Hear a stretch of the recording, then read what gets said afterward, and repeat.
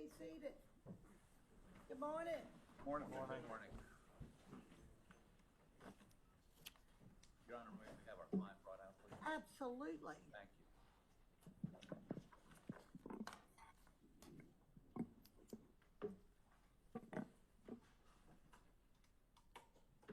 He's dressed, he's ready.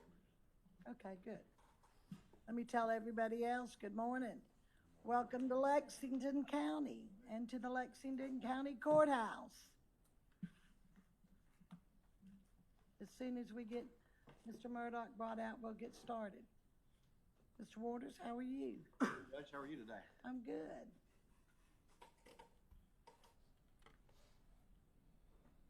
While we're waiting, let me introduce y'all to my new law clerk. This is my old law clerk. This is his last day. So you will not be emailing him anymore. This is Mary L. McKissick, and she will be the new law clerk that y'all will be getting emails from. So just wanted to introduce her so y'all would know when you did get them. Your Honor, while we're waiting for Mr. Murdaugh, could I address one administrative thing? I've already talked to the clerk from Colleton County. When you file an order, on some occasions, you copy us when you file it. On some occasions, if we don't get it, the order allowing him to be dressed without the shackles. We read about it in Fitz News before we were aware there was an order. If you could, I don't know whether it's over, but when you send an order to Colleton County, if you copy the lawyers, I think you've done that on every order. Let me tell you, my office usually sends an order. I do that not only in this case, but any lawyer who appears in front of me. I send a copy of my own order. I apologize for that. I apologize for, but once things crank up, you know, getting it quick, getting it next day didn't bother us in this, but it may be that as you make evidentiary rules, whatever, it just, if you. Absolutely. Well, I'll make sure that everybody gets a copy. Again, I apologize for that. Nothing to apologize. I usually do send it myself. Thank you, Your Honor. Mm-hmm. Mr. Murdaugh. Okay, you ready to get started then? Plate's ready, Your Honor. All right, well, let me just kind of do a little housekeeping here. Mr. Harpootlian, let me just address kind of what we did last time as far as making arrangements out at the Bureau of Prisons for a conference room where you could take discovery to your client. Have you had any issues with that? Let me just confirm. None at all. We have no issues whatsoever. Everyone's been wonderful. Okay, good. And then I told you that I would check on if there's any kind of download that you could do to the tablet that he has, and there's not. So we're going to have to stick with the computer from either the law clerk or one of your staff members going out to the BOP. We are, at this juncture, we have a law clerk, this young man back here, who's going down there, and of course, 2.5 hour drive. Typically, it's 2.5, 3 hours with him, and then 2.5 hour drive back. We understand. We're willing to put up with that. Okay. That's not a problem. However, we have retained some experts, and at some point, we're going to need to, and they've done this in the past for us, but we've done some FaceTime meetings with them so they can show Mr. Murdaugh I'm with you. drawings and all those sorts of things. So we're going to try to, and I don't think they're going to have a problem with that, but if we arrange for an expert to be available and we're paying them hundreds of dollars an hour, we'd like it to work seamlessly if we can. Well, if you have any problem, all you have to do is just let me know. Yes, ma'am. And we'll try to work around that. Thank you, Your Honor. Okay, we'll make sure it gets done. All right, if y'all don't mind, I've got how I want to do this hearing today. Because I plan to hear all of your motions except for 3. And I've kind of picked out the ones that I thought we could kind of go through right easily this morning. I know that both of you renewed your discovery motions and your reciprocal, discovery motions. Let me ask the state, right now, do we have any problems with discovery? Not that I'm aware of, Your Honor. Obviously, we have filed a motion as it relates to that defense phone extraction. That's obviously one of the things on the table today. And I'm gonna rule on that today. We are obviously always auditing discovery, and of course, it has been a few years since the trial, so there may have been things that we would turn over that have developed since that time, and we're in the process of doing that, but we are not aware of any discovery issues at this time. Indeed, not too long ago, the defense realized that one of the original big murder downloads that we gave them back in August of 2022 had been corrupted on their end, and our staff worked and did hours and hours of work to re-upload all of that, to provide that to them. So my understanding is that they have all that, which they had then at the time. But they have Yeah, it's certainly not anything new, Not just anything new. something you had to recopy That's and correct. give to them. Okay. How about you, Mr. Harpootlian, do you have any discovery issues right now? Mr. Griffin would like to address that, Your Honor. Mr. Griffin, be happy to hear from you. Yeah, I'll come up here, Your Honor, since I'm on the Yeah. microphone. Good morning. Good morning. I want to make a record. I mean, there's ongoing obligation by the state. They say that There's an ongoing they obligation by both of y'all. and so there's some items that we would have expected to receive by now, and we have not. Let me know what those are. What are they? So, as Your Honor well knows, the state has to produce evidence, information pertaining to, that the defense could use to challenge the credibility or truthfulness of a witness. It's called Giglio material, and it's in United States Supreme Court, Giglio v. United States, and these include plea deals and promises, even secret agreements, evidence of witness bias, and credibility issues of police where there's evidence of past misconduct. And in that category, I have a few items as to secret agreements. There's a co-defendant in some cases, and then he's been charged separately. His name is Eddie Smith. Curtis Eddie Smith, who's a distant cousin of Mr. Murdaugh, was charged on November 2021, almost 5 years ago, of ab-hand, pointing and presenting, conspiracy, filing a false police report, and that's related to a roadside shooting that involved Mr. Murdaugh. Subsequently, in June of 2022, he was indicted by the state grand jury of 4 counts of money laundering, trafficking in meth, of other things. 4+ years have gone by, and those cases have not been disposed of. Every other case that we're aware of have been disposed of. And it begs the question, why not? Do they have a cooperation agreement with Mr. Smith? If so, what are those terms? He has been identified as a witness in this case since the last trial, well before the last trial. So we've got nothing on Mr. Smith. And if they have a deal, they're obligated to disclose it. If they have an understanding, they're obligated to disclose it, and we've never received it. With regard to credibility issues of police, we are aware that Judge Roger Young dismissed a murder case, and the name of that case is State v. Michael Colucci, and he was indicted in 2015. In June of 2025, Colucci's attorneys filed a motion to dismiss the indictment, saying that the state withheld critical exculpatory evidence on the eve of jury selection. The motions identify David Owen, SLED agent David Owen, who was the lead case agent in this case, who after this case received SLED Agent of the Year award. Judge Young dismissed the Colucci case because of withholding of exculpatory evidence. We want to know what's in Mr. Owen's SLED agent, I think he's retired now, in his HR file. Was he reprimanded? Was he sanctioned? Were any steps taken as a result of the Colucci matter? There's another SLED agent who was the lead SLED agent in the financial crimes case.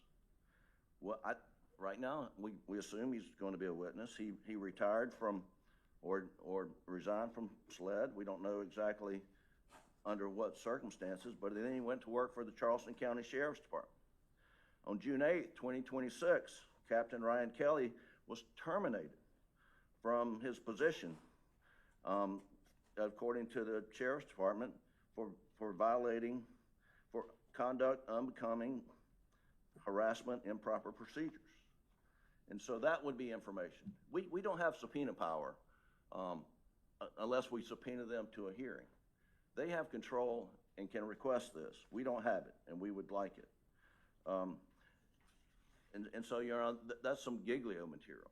Some Brady material that we have, think we're entitled to, and as you know, Your Honor, Brady is evidence that is, could be exculpatory.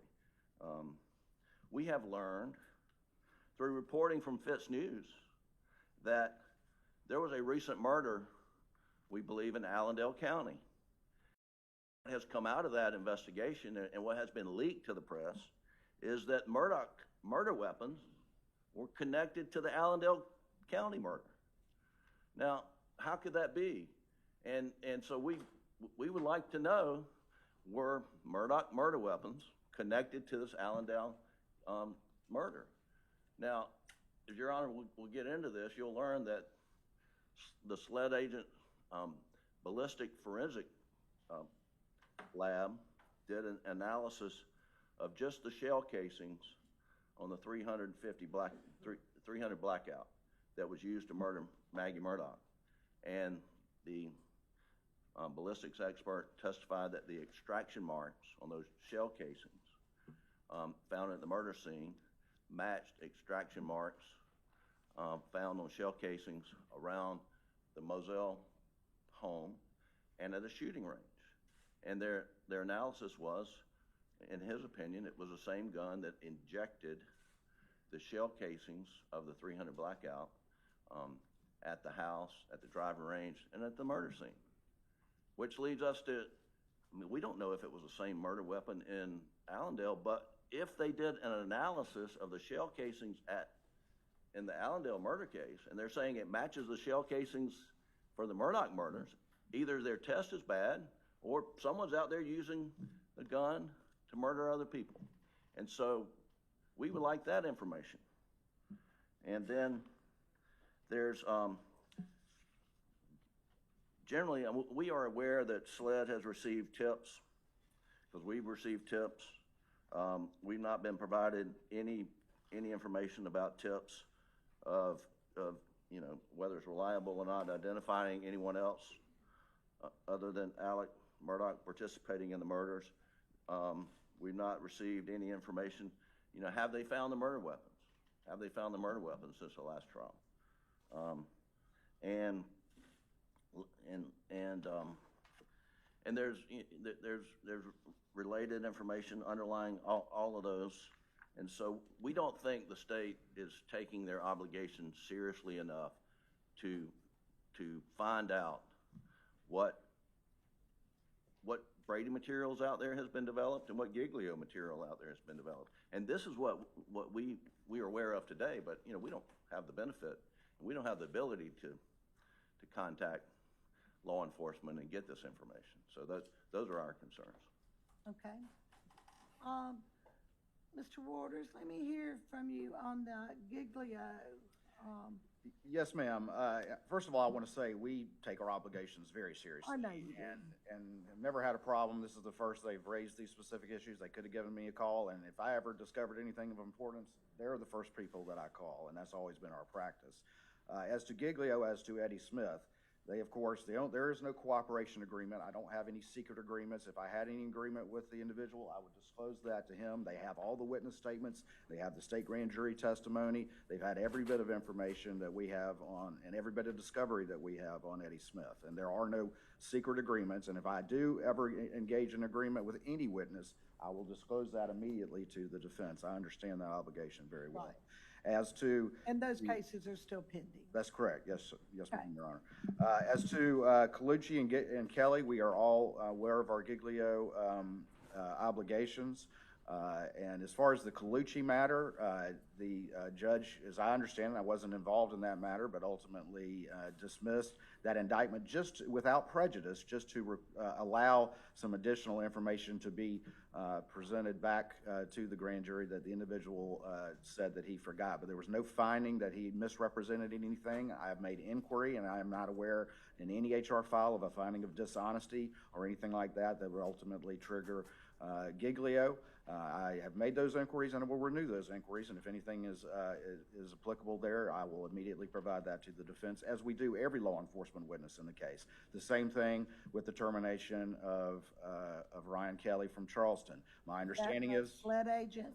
he was a SLED agent. He went to Charleston County Sheriff's Office, and deputies served at will, and he was terminated. But the inquiries I've made, and my understanding is that none of that had anything to do with dishonesty or falsification of reports or anything that would go to Giglio, that they were personnel matters. I will, of course, re-verify that, and if there's anything that needs to be provided in that regard, I will, of course, provide that to the defense. But that is my understanding at this time. And again, we always renew our Giglio inquiries for any law enforcement witness that testifies as we move to trial. And obviously, if anything's forthcoming, we'll provide that. But those issues are not there. As to tips, we provided a lot of that information before. But as I said, this case was tried, over 3.5 years ago. And so we are in the process of, correlating. Heck, I get emails from all over the world to this day, but we characterize or categorize those, and there will be any sort of information, no matter how fanciful and far-fetched, and that'll be provided to the defense as well. And so again, that, as you recognize and as we recognize, that obligation is ongoing. We take it seriously, and anything that has developed since that time, we will make sure to provide to that defense. We are constantly always doing discovery audits and discovery checks. All right, well, tell me about the Allendale with I'm sorry, Your Honor. the murder weapons. That's the first I've heard of that. I have never heard the first thing about that. If somebody told me that they had matched that to the murder weapon, not only the first call again I would be making would be to them, and the second call I'd be making would be to Your Honor. That is the first I've heard of that. I've never read the Fitz article. Certainly nobody at SLED, who I communicate with on a daily basis, has said, hey, Creighton, by the way, X happened. So I will certainly look into that, but I would be flabbergasted to find out that actually had happened and no one had advised this office of that. Okay. All right. I hope that answers your questions. He's going to get back with you. He's going to double check on Agent Kelly. But to his understanding, there was no dishonesty, but that would raise the bar to Giglio. Yeah. But he's going to get back with you. As far as the murder in Allendale with the murder weapons, you certainly raised my eyebrows on that. Your Honor, throughout this case, Fitz News has been breaking stories that we were unaware of, and we can go through a long litany of that. But there was a podcast. There's a reference to what I just said to you. Maybe you could forward that to Mr. Waters and let him look at it and see if there's anything to it. But we would ask that they look into that. And I'll be the first to say, Your Honor, is that I don't watch the podcasts and I don't read the blogs. I try to base what I'm doing on the evidence and not on speculation that's out there in the media. But I've never heard of that thing, and I will make inquiries. But it would blow my mind if something like that had happened in SLED and not call me. I communicate them daily. Their general counsel sitting here in the gallery here today. Okay. And Your Honor, we would ask for the underlying documents on the Colucci matter involving judge's ruling, anything that was filed, anything related to the Colucci matter, and we'd On ask the one that's going back to the when grand jury that was dismissed, that was referred back or dismissed without prejudice. Without prejudice, just to represent to the grand jury is my understanding. And again, my knowledge of that case is very limited. All this really was publicly reported, and there's a public transcript in the judge's ruling, which is available to the defense. Get it from the clerk's office. Yeah. well, we do have some materials, but we don't know if we have all the materials. And then Agent Kelly's documentation relating to his termination. I don't think it's just sufficient for him to say, well, I've asked and there's nothing related to misconduct, because what's publicly reported seems to be related to misconduct. Well, there's a difference between what's in a personnel file that may be. That's firewall exactly right, and business. there's a different Exactly. avenue to go. When you're talking about law enforcement's personnel file, usually, you can ask for them, but then they come to me. And then I go through them, and in camera. And if there's anything in there that I think that needs to be reported, to both sides, not just one, but both, then I'll give it to you. Absolutely, Your Honor. We'd love for that to happen here. I don't mind doing that. All right, thank you. That's Absolutely. fine. You just, y'all need to get together, get them. I don't want anybody looking at them. It's not, I want them delivered to my office. Thank you, Your Honor. We'll Okay. get that done, Your Honor. Thank you.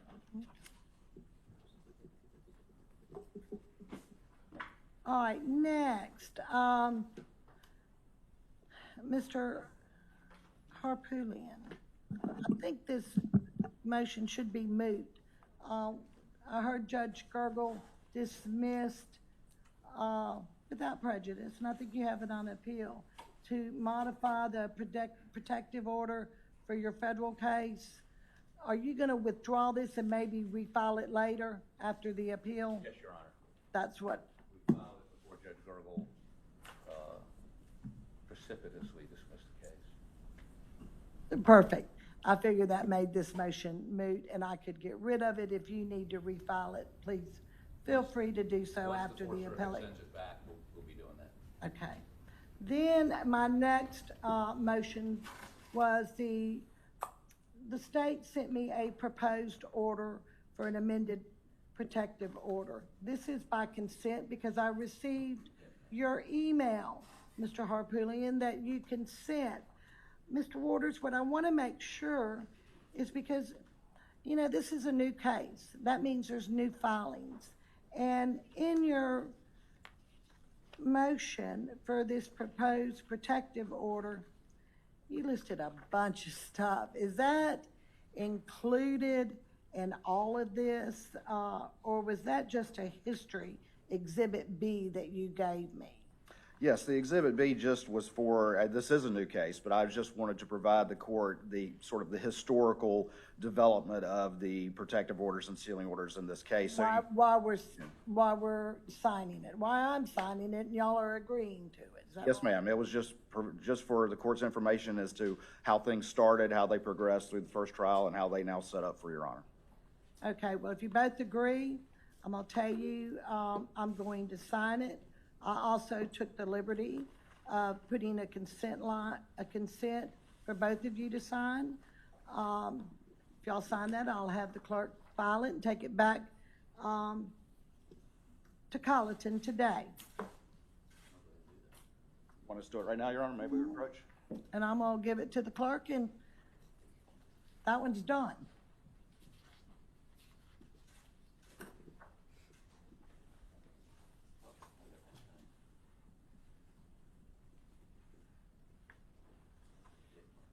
Yeah.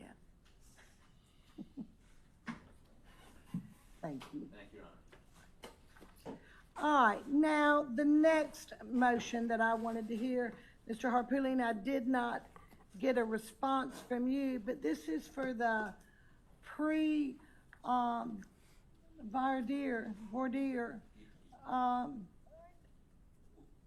It's a questionnaire, Your Honor, we agree there should be a questionnaire. okay? But we think as this case develops, there's gonna be additional questions we're gonna wanna have in that questionnaire. Now, what we did in Colleton, not that that matters to you much, but, what we did in Colleton was we had this questionnaire they filled out and mailed back in. And then when they got there was an additional, more case-specific, questionnaire. We're not gonna be mailing questionnaires to jurors until January. January, so we've got several months to deal with that. If you just give us to like the 1st of November to flesh that out, I think we can agree on a questionnaire. Is that fine with you, Mr. Waters? Yes, ma'am, Your Honor. We worked together last time to develop this questionnaire, and obviously I think we can do that again, and then if we have any issues, we'll bring them to the court. Well, I looked at it, I thought it was great. It worked very Seems well. like it was helpful. It did. Great. Your Honor, what we didn't address in the questionnaire, and we've got a consultant we're talking to about, is do we ask in that questionnaire a level of awareness about this case? I'm not saying we should, I'm just saying Right. we're examining that, and that's why I'd like till the 1st of November. And of course, in the question, if you do a questionnaire when they get here, obviously we want to know a little bit more about their specific knowledge of the case, but so yes, we agree there needs to be a questionnaire. We may want to add some questions to that questionnaire. We're just not sure, but we will be by the 1st of November. And what we did last time, Your Honor, that worked very well is we had that questionnaire. The parties went through that questionnaire. We actually then had a dialogue where we agreed based on certain responses of jurors to exclude, and so they were already gone by consent, but we already identified ones that would need additional questioning. And then, of course, there was additional questioning with the court and the parties in private for either the jurors by their questionnaire or by responses in court that just needed further inquiry. And again, we were able to do that in 2 days. And Your Honor, we would ask that there be direct supervision by you of the issuance of the jury summons, how they're picked. There were huge questions, obviously, after we learned of the clerk's conduct about how certain people maybe got on the venire and others did not. She was apparently excusing people, we believe, and of course this litigation would help us, litigation that's on appeal, of course, we're going to let us develop that. Her daughter appeared on the jury venire, and she, and I guess at the time, either I nor Mr. Waters thought that was unusual, but she was talking to both of us about how she'd make a great juror. She talked to me, I know she talked to you. I'm not saying expecting that to happen again. We've got a new clerk, but in terms of summonsing jurors, there's a process. The Supreme Court, I found out later on, that there's a list. Actually, they're generated in Columbia, and then the clerk excuses before she issues, he or she issues those summons. There's a screening process. That's what I'm concerned about. In other words, the big list will come from Columbia, but how it gets narrowed down before we ever see it, that would be me Right. and Mr. Waters, concerns me greatly. Again, this is the first that I've heard of any issues with that. I mean, my understanding is with Judge Newman's supervision, obviously a number of ones that were excused based on, patent exemptions such as over 65 who claimed that were non-residency issues and that sort of thing. Right, that would be my understanding of what normally happens And when we pick a jury here. We had the whole panel arrive. Yes, there was something like that. Obviously, she was excused. There were also people that had close relationships with with Alec Murdaugh and the Murdaugh family. And of course, we vetted all of that and excused as appropriate. Well, but what was never done, and I tried to get the list, compare the initial list that was generated in Columbia to what actually were summons that were issued. And certainly there were people that the clerk said, They don't live here, they're over Right. 65. dead, whatever, I get that. But if we never got the original list, so we don't know, and again, call me suspicious, but when we have evidence that the clerk of court is attempting to influence the jury to obtain a guilty verdict so she could sell more books, when did that start? Did it start when she started winnowing down people she thought might be helpful to us? I'm not saying that could happen again, but I think I need to say to the court, I never expected it to happen the first time. I've been doing this 50 years. I've never seen a clerk of court interfere in this process. And clearly our Supreme Court found she did. Okay. Well, I can tell you, Mr. Harpillion, I certainly don't mind overseeing it. Thank you, Your Honor. That's for sure. And again, Mr. Waters, I will, wherever this trial is going to be, I will certainly make sure that it is on the up and up. I can promise you that. And just to be clear, there's absolutely no evidence that there was any shenanigans with that part of the Yeah, process. I haven't heard of any of that, but, we'll just make sure that everything is done properly. Thank you, Your Honor. That's all I'm asking. And again, I would agree, we were never allowed to look at that piece of it for our motion for a new trial. It wasn't relevant to that. And the court was not going to, she never admitted she talked to any jurors. The court, both Gene Toll and the Supreme Court found her to be horrible liar. So you'd have to prove it extrinsically. We don't need to go there. We may go there in our federal case, but we don't need to go there. I'm just saying, call me naive. I just want to make sure you are in charge of this process. And Okay. it's not deferred to some functionary. No, I don't have a problem with that. Thank you, Your Honor. All right, the Your Honor, next very motion. quickly, if I could Oh, just yes. say that as we got the dumps from the clerk's office with the jurors, it had the numbers on there with the over 65s and had the return from those individuals. You did get those? That's my We recollection. did, but the question is, who got off that list before we got it? Okay. That's the problem. And do we have any You evidence? just of want that? the original list. I want the is what original you want. list, and I want you I to, understand. I want you to have the original list. So when summons goes out, when the summons go out, you know that everybody was on that summons list was summoned unless you were told they were dead or, and again, I'm a little paranoid after our last experience, not realizing the clerk was trying to fix the jury. Okay. Well, I will, I'll make sure I speak with the clerk before that process. And Your Honor, certainly Mr. Waters is not vouching for her veracity and truthfulness here today. I understand that we're here because she attempted to fix the jury, right? Am I missing think something? I think he understands. Let me hear from you, Mr. Ward. Well, look, I there think is he no, absolutely understands no. why we're here today. You know, I went through a lot and actually, suggested a lot of these procedures. Ultimately, all we were trying to do, recognizing the uniqueness of this case, and there's no denying it, is get a fair and impartial jury. And, Right. and the process that we put in place worked very well. That actually the person who was handling all that and sending out those juror responses, it was, there was multiple staff involved, and all of that was under the supervision of Judge Newman. So we certainly, understand what the Supreme Court ruled, but, I know Your Honor will supervise whatever process, and my only goal and my only intent is to have the first screening process take place and then give us the jurors that are in play, and then we'll put together a fair process to put 12 in the box. I agree with you, Mr. Waters. I'll take care of that. You don't need to worry. Neither one of you. All right, next motion is gonna be the state's motion in limine to exclude evidence of the polygraph. Let me hear from you, Mr. Waters. Yes, ma'am, Your Honor.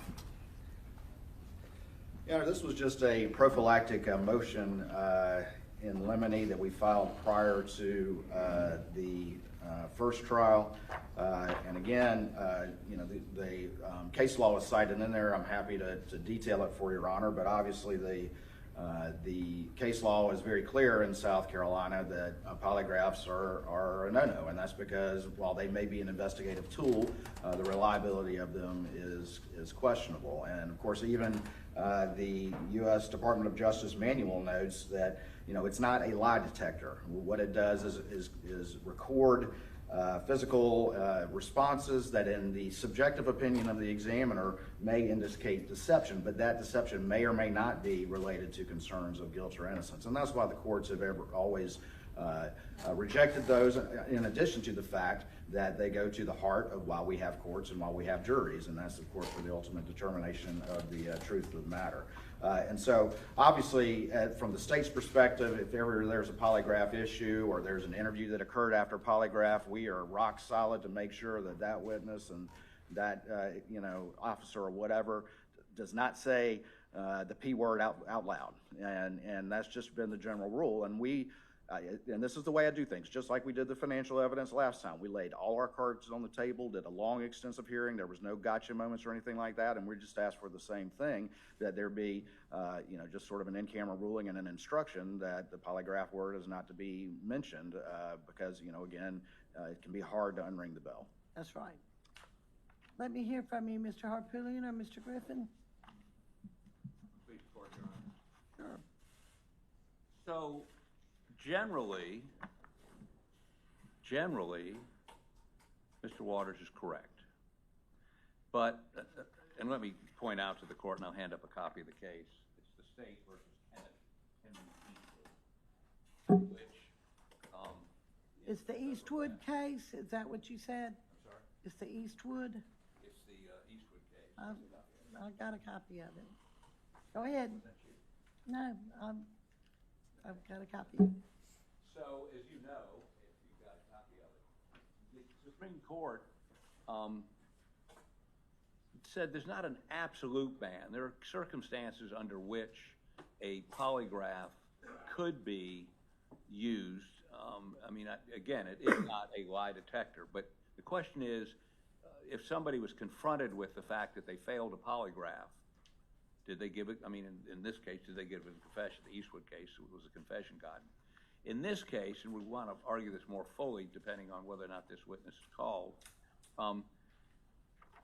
Eddie Smith, who, as we've already understood, was charged with a whole bunch of stuff, had a proffer agreement with the state, and the proffer agreement was conditioned on him passing a polygraph. And as Mr. Waters knows, in other words, he had a deal, and the deal was predicated on him passing a polygraph. This is a copy of the results of that polygraph. And the polygraph was, did you kill Paul and Maggie Murdaugh? He failed it.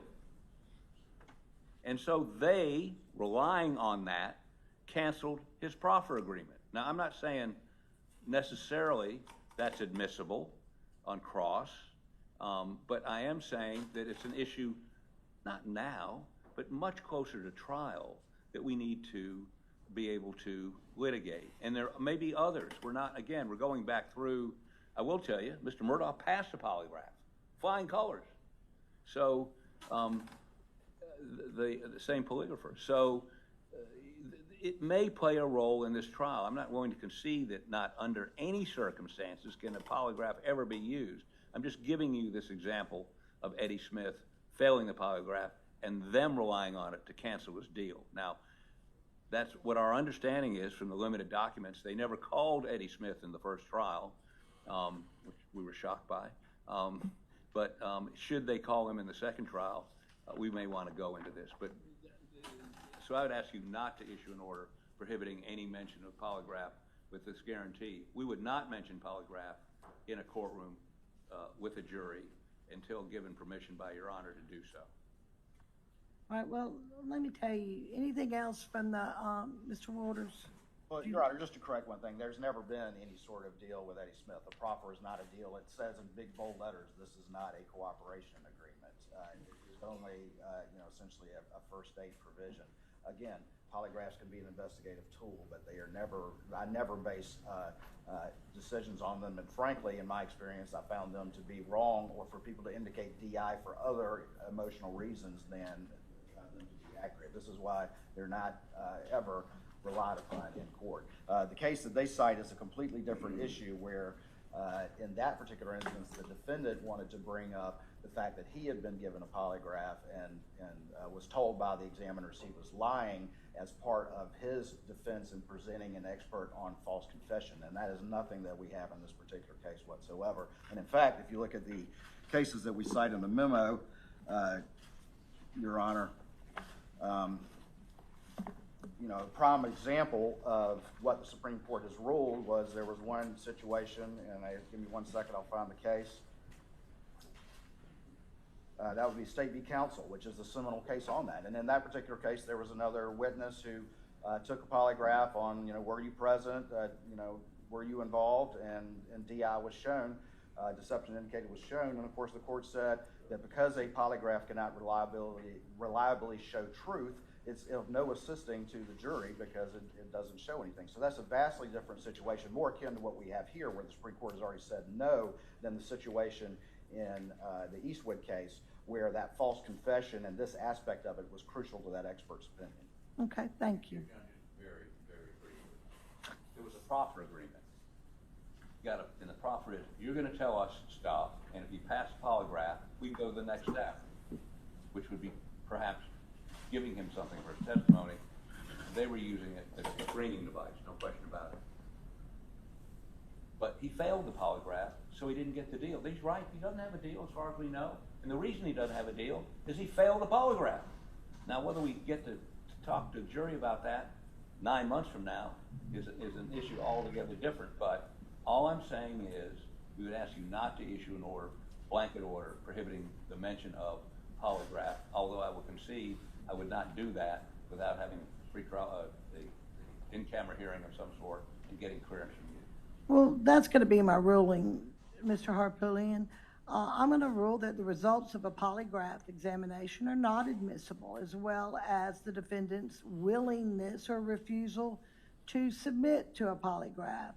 And I'm going to tell you now, there is to be no mention of a polygraph test before the jury. This ruling is based on counsel and case and the Palmer case.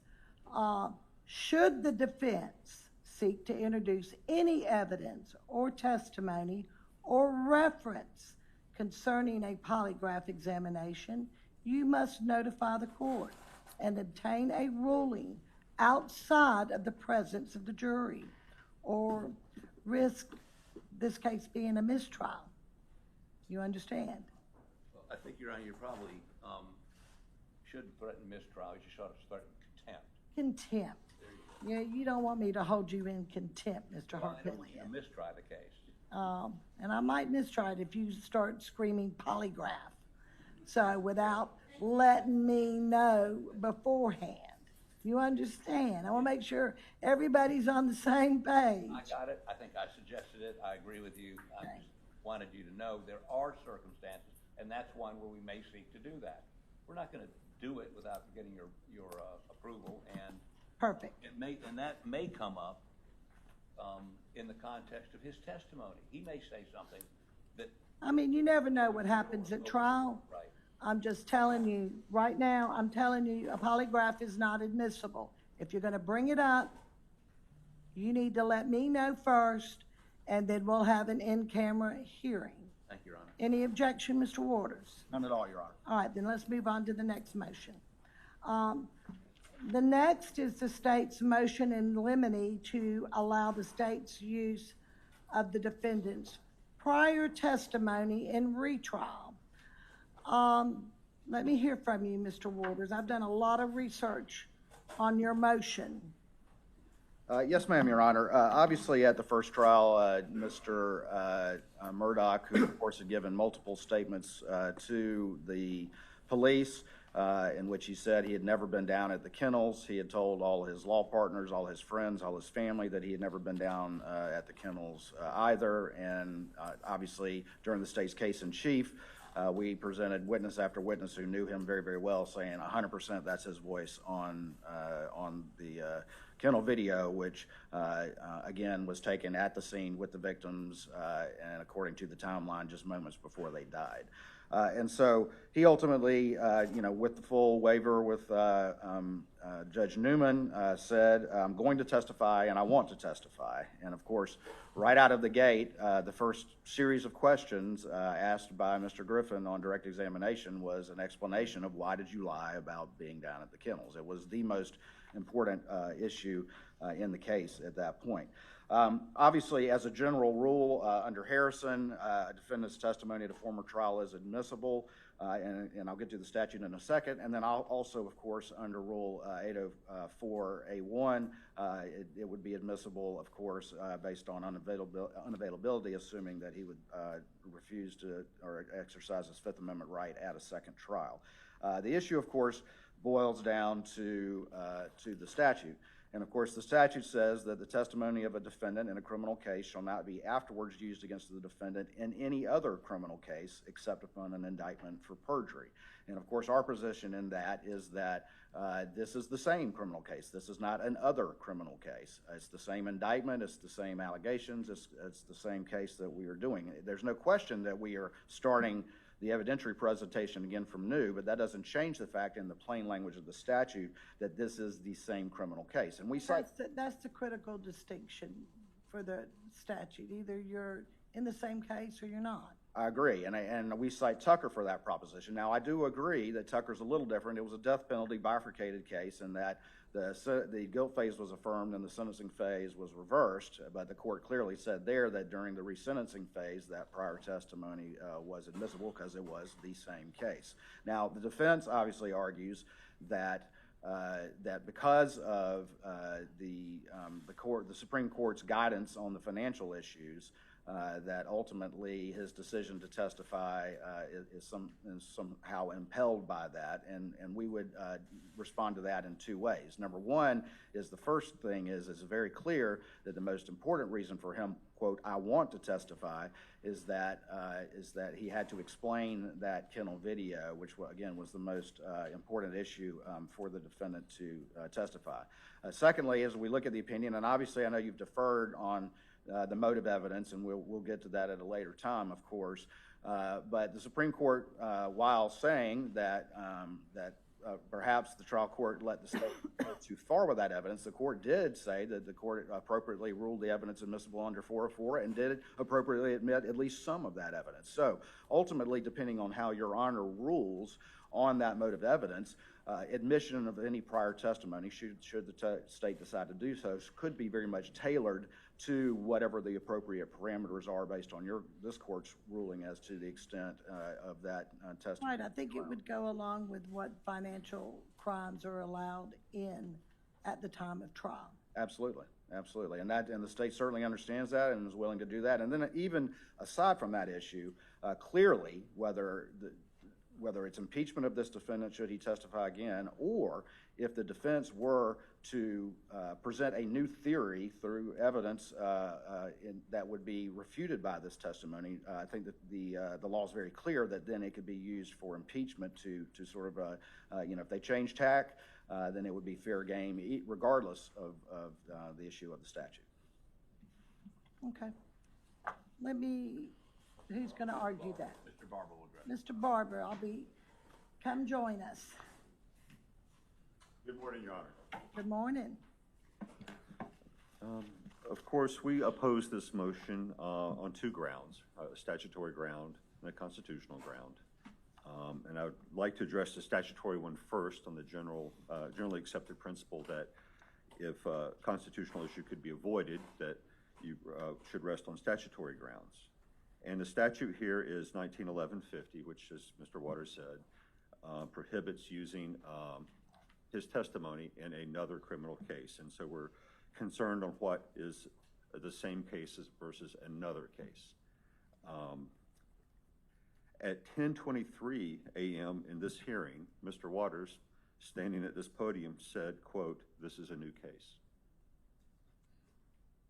That was his statement on behalf of the state. On a different motion, he said, quote, "This is a new case." Now, for the purposes of this motion, it becomes, again, the same case. The defense's position is that a trial de novo is another case, that is the logical, rational conclusion from the statute, that the purpose of the statute is to protect the ability of a defendant to testify in one criminal case without a broad, irrevocable waiver of his Fifth Amendment rights. The state, as far as I can tell, takes the position that the indictment number controls whether this is another case or not anything substantive happening in a case. And I would point out that there's not a single case in which, with a trial de novo, because of an error by a state actor, not the prosecution, but certainly a state actor, that constitutes irrevocable waiver of the defendant's Fifth Amendment rights. You know, Tucker was the closest case. As Mr. Waters conceded, it's not really applicable. It's a resentencing on the same conviction. Here we're having a trial de novo, and everything is new. As the court just went through with all those other motions, it's a new case. Even the protective order has to be redone. Everything is new. All the motions in limine have to be redone. The one thing that is eternal and cannot be changed from the previous trial is one witness's decision to testify. That Fifth Amendment waiver is the only thing, according to the state, that's not waived. For purposes of the statute, we suddenly become the same. And before getting to the constitutional infirmity of that, as Your Honor knows, we filed a motion to dismiss the indictment shortly after this motion. It was responsive to this motion. If the state, it's a reductio ad absurdum argument. If we're really going to take the position that it's not a substantive question whether this is the same case or a different trial, well, if it's the indictment numbers under thrift, we clearly meet the standard under thrift for dismissal of the indictment. Now, is that a waste of the court's time? I would say yes, because they'll just go to a grand jury and re-indict it. But if we're going to put substantive import on the indictment numbers, the arbitrary indictment numbers. Well, the grand jury, we have testimony from the first trial that the grand jury was presented evidence that the state admitted in its reply closing argument was incompetent, which the witness also admitted was incompetent. We have, if you look at that very lengthy motion for sanctions that's still pending, it's a colorable claim of misconduct. I would point out in Thrift, the Supreme Court explicitly held there was no misconduct, but because there's a colorable case for it, which is the least possible burden, well, fabricated evidence, well, it's a colorable claim of misconduct. Okay, is it prejudicial? Well, it would be the only direct evidence linking the accused to the crime, the only direct forensic evidence, something that would prove his guilt that must be prejudicial. So we meet the Thrift requirements. The indictment should be dismissed. They should have to go back and re-indict it. We'll get a different indictment number and be right back here with a different case if that's really their position, that a trial de novo is not another case. And this is just a statutory argument. There is, of course, a constitutional argument, which is the Harrison argument, which is that because he was testifying to address evidence that was ruled to be inadmissible, that his Fifth Amendment waiver cannot be held in this new trial. I mean, that's the clear holding of Harrison. It clearly, in Simmons as well, which was a suppression hearing. That in that case, someone testified in a suppression hearing, and electing to assert that Fourth Amendment right in a suppression hearing, you're not required to waive other constitutional rights. The case law clearly holds, and Your Honor indicated that you've done a lot of research on this, that a witness cannot be required to surrender his constitutional rights to address inadmissible evidence. And I think Mr. Waters agrees with that, in that the dispute is whether or not he was testifying to address the financial crimes evidence. But as our response motion, with many quotes and block quotes, that was explicitly preserved. In Harrison, it was just an inference. In this case, counsel repeatedly put on the record why he was testifying. On page 3 of our response, Mr. Harpootlian said at that time, quite explicitly, put on the record that our advice as to whether to take a stand or not would have been different had the financial crimes information that he was also renewing the objection to had not been admitted over objection. And the court held, in response to that the objection was preserved. So here we are. Harrison directly prohibits this, though I would suggest to Your Honor that the statute would be an easier ruling because there's no reason to reach a constitutional question. This is another case which we just said a dozen times when discussing previous motions. Thank you. Thank you, Your Honor. Any response, Mr. Waters? Very briefly, Your Honor. First of all, just because I just got this from General Counsel at SLED, that there was a 300 blackout that was used in Allendale. However, it was entered into IBIS, and there have been no leads or no matches on that. So that's what I was just informed. Is that going back to the prior motion? to Yes, the ma'am. prior where the blackout was And I'll find out more, but it doesn't. said to have been used in another murder in Allendale or somewhere? You understand that, Mr. Griffin? Okay. Sometimes a real novel idea is to pick up the phone and call each other and talk. That's what we used to do when we were younger. Just call and ask if you've got a question, and then if you have a problem with it, I'm more than happy to settle it for you. I hate that we have to do this in court. I do. It's easier just to, now we can email you if you don't want to talk to each other. You can just email each other. Say, hey, you heard about this?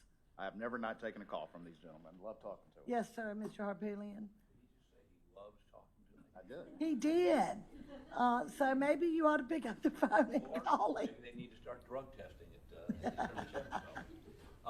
In all seriousness, I have never questioned Mr. Waters' integrity. But as a result of this case, I cannot help but question the SLED lab integrity and the SLED agent's I integrity. understand, but see how easy it was for him to make a phone call and turn around and give Mr. Griffin an answer? So, okay, and the answer is SWED entered it into some database and got no matches. Did they pull the shell casings from the Murdaugh trial and compare them to the shell casings to this? And that's not what I heard. That's not what I heard. And remember now, and if you've read the sanctions motion, they misled Mr. Waters about the blood spatter for months. And misled us, and misled an expert. That was the SWED lab. And when we talk about DNA in a little while, that's the context in which we are approaching this case, because we were lied to, the grand jury was lied to by SWED, and he was lied to. So I appreciate the fact he calls, and I was a prosecutor for a while. Trust, but verify when dealing with police officers. Well, I'm sure he'd be happy to do that for you. I think I have personally been involved in the indictment of 7 sheriffs and multiple police officers. If I had any evidence, anybody intentionally fabricated evidence, I don't play that. There is a difference between, Mr. Harper, excuse me. Let him finish. There is a difference between where mistakes or the 2 ships passed in the night and intentional fabrication. That might be their characterization, but that's not what the evidence reveals, and obviously that'll be something that we'll discuss later on. But I will obviously look into that more, but IBAN is the database where you put guns in, kind of like the fingerprint database, and then it gives you hits whether it shows up with other crimes. Would it show if you put in the casings or the markings from the casings? I'm going to find out more and double check, and we're going to run this down. But again, there is no, from what I was just told by SLED, there are no leads or hits on that blackout that was used in the Allendale shooting. I promise you, though, that I'm going to find out more. And if you got any other questions, Mr. Griffin, just email him. He'll check it out for you. Sure will, Your Honor. And I mean, if you want some kind of verification, I'm sure he won't have a problem giving it to you. As long as, again, a phone call between him and an agent who has a stake in maintaining this conviction is okay for him. It's not for us. We want to see if they submitted it, what was the result? Is there a written result? And what I'm trying to tell you, Mr. Harpooling, is just ask him. I think he will give you just that. Okay. And instead of just throwing all these questions at him at one time, just send him an email. And if you want something verified, tell him. Do you have a report to that? I understand you being distrustful. I got it. But if he doesn't know what you want, he can't give it to you. We'll be explicit. Thank you, Your Honor. Yeah, All right, let's go back now. I'm sorry about that, Mr. Waters. Let's go back to the defendant's prior testimony in his retrial. Sure, and just to start out, he said at 1023, I said new case, and I think he's parsing my words a little closely when I'm talking about Your Honor's reconsideration of a ruling. It's still the same indictment. It's still the same testimony that under oath. It's still the same evidence that's going to be presented. It is the same case. And while Tucker is a bifurcated proceeding, it still was a brand new evidentiary proceeding de novo in that particular case. So I think Tucker is still applicable. Ultimately, again, I think that the appropriate solution is going to depend on your Honor's parameters as we get to that financial evidence. But ultimately, the Supreme Court said, we agree with the state that under the facts and circumstances in existence in the first trial, the trial court acted within its discretion in deciding not to exclude the evidence under 404, and went on to say, we hold the trial court acted within its discretion in admitting some evidence of his financial crimes. So that issue was in play. So it is not going to give them sort of a complete out, unlike Harrison, which I believe was a completely false confession that was played on TV and for everybody to see prior to trial. The financial crimes, according to the Supreme Court, were appropriately in play. The only issue was to an extent which Your Honor and the parties can clearly circumscribe that based on Your Honor's ultimate ruling as to those issues. Okay. All right. I did, Mr. Barber. Your Honor, just very briefly, we anticipated the argument Mr. Waters just made on page 9 of our response brief. It is under Harrison, it is the state's burden to show that its action did not induce the testimony.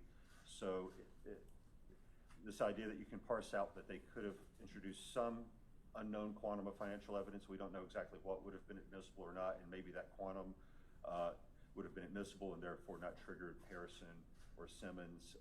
It's the state's burden to say that what they introduced did not impel his testimony, and simply saying that we perhaps could have introduced something is not sufficient to meet that burden. Okay.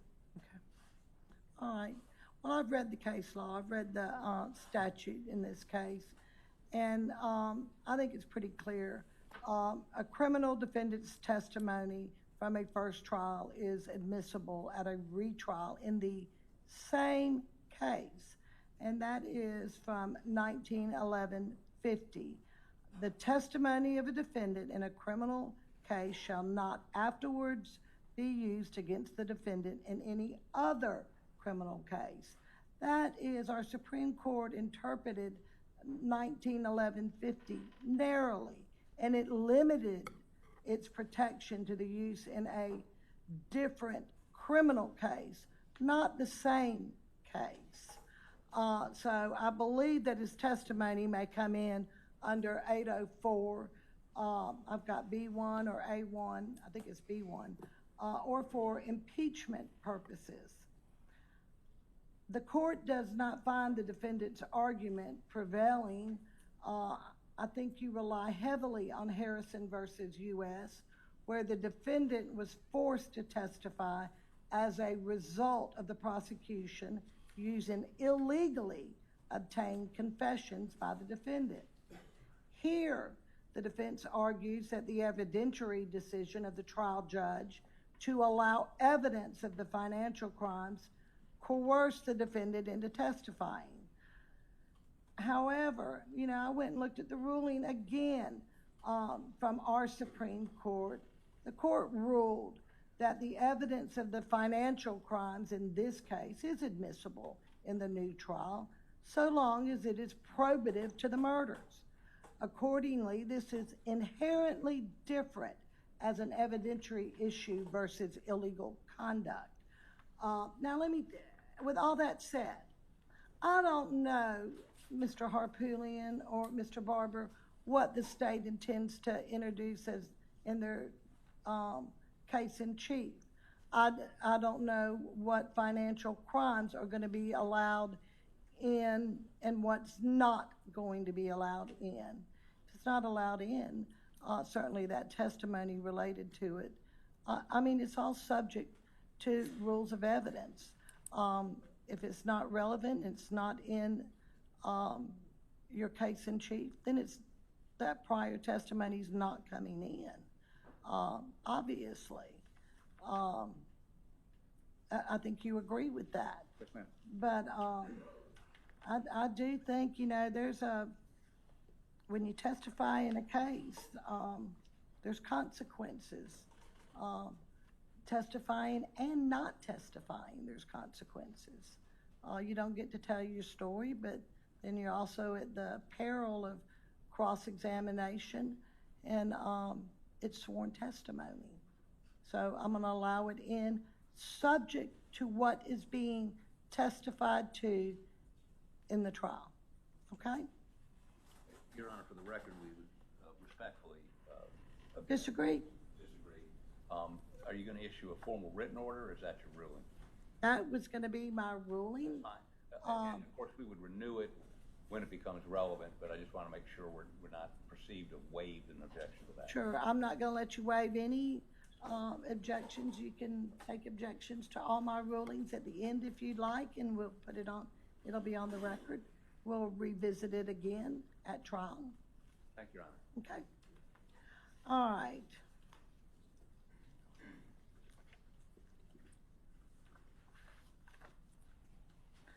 Now,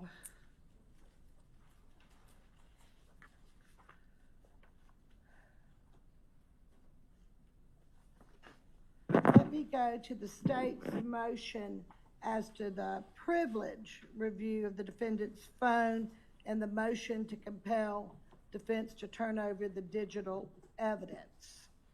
Thank you, Your Honor, and may it please the court.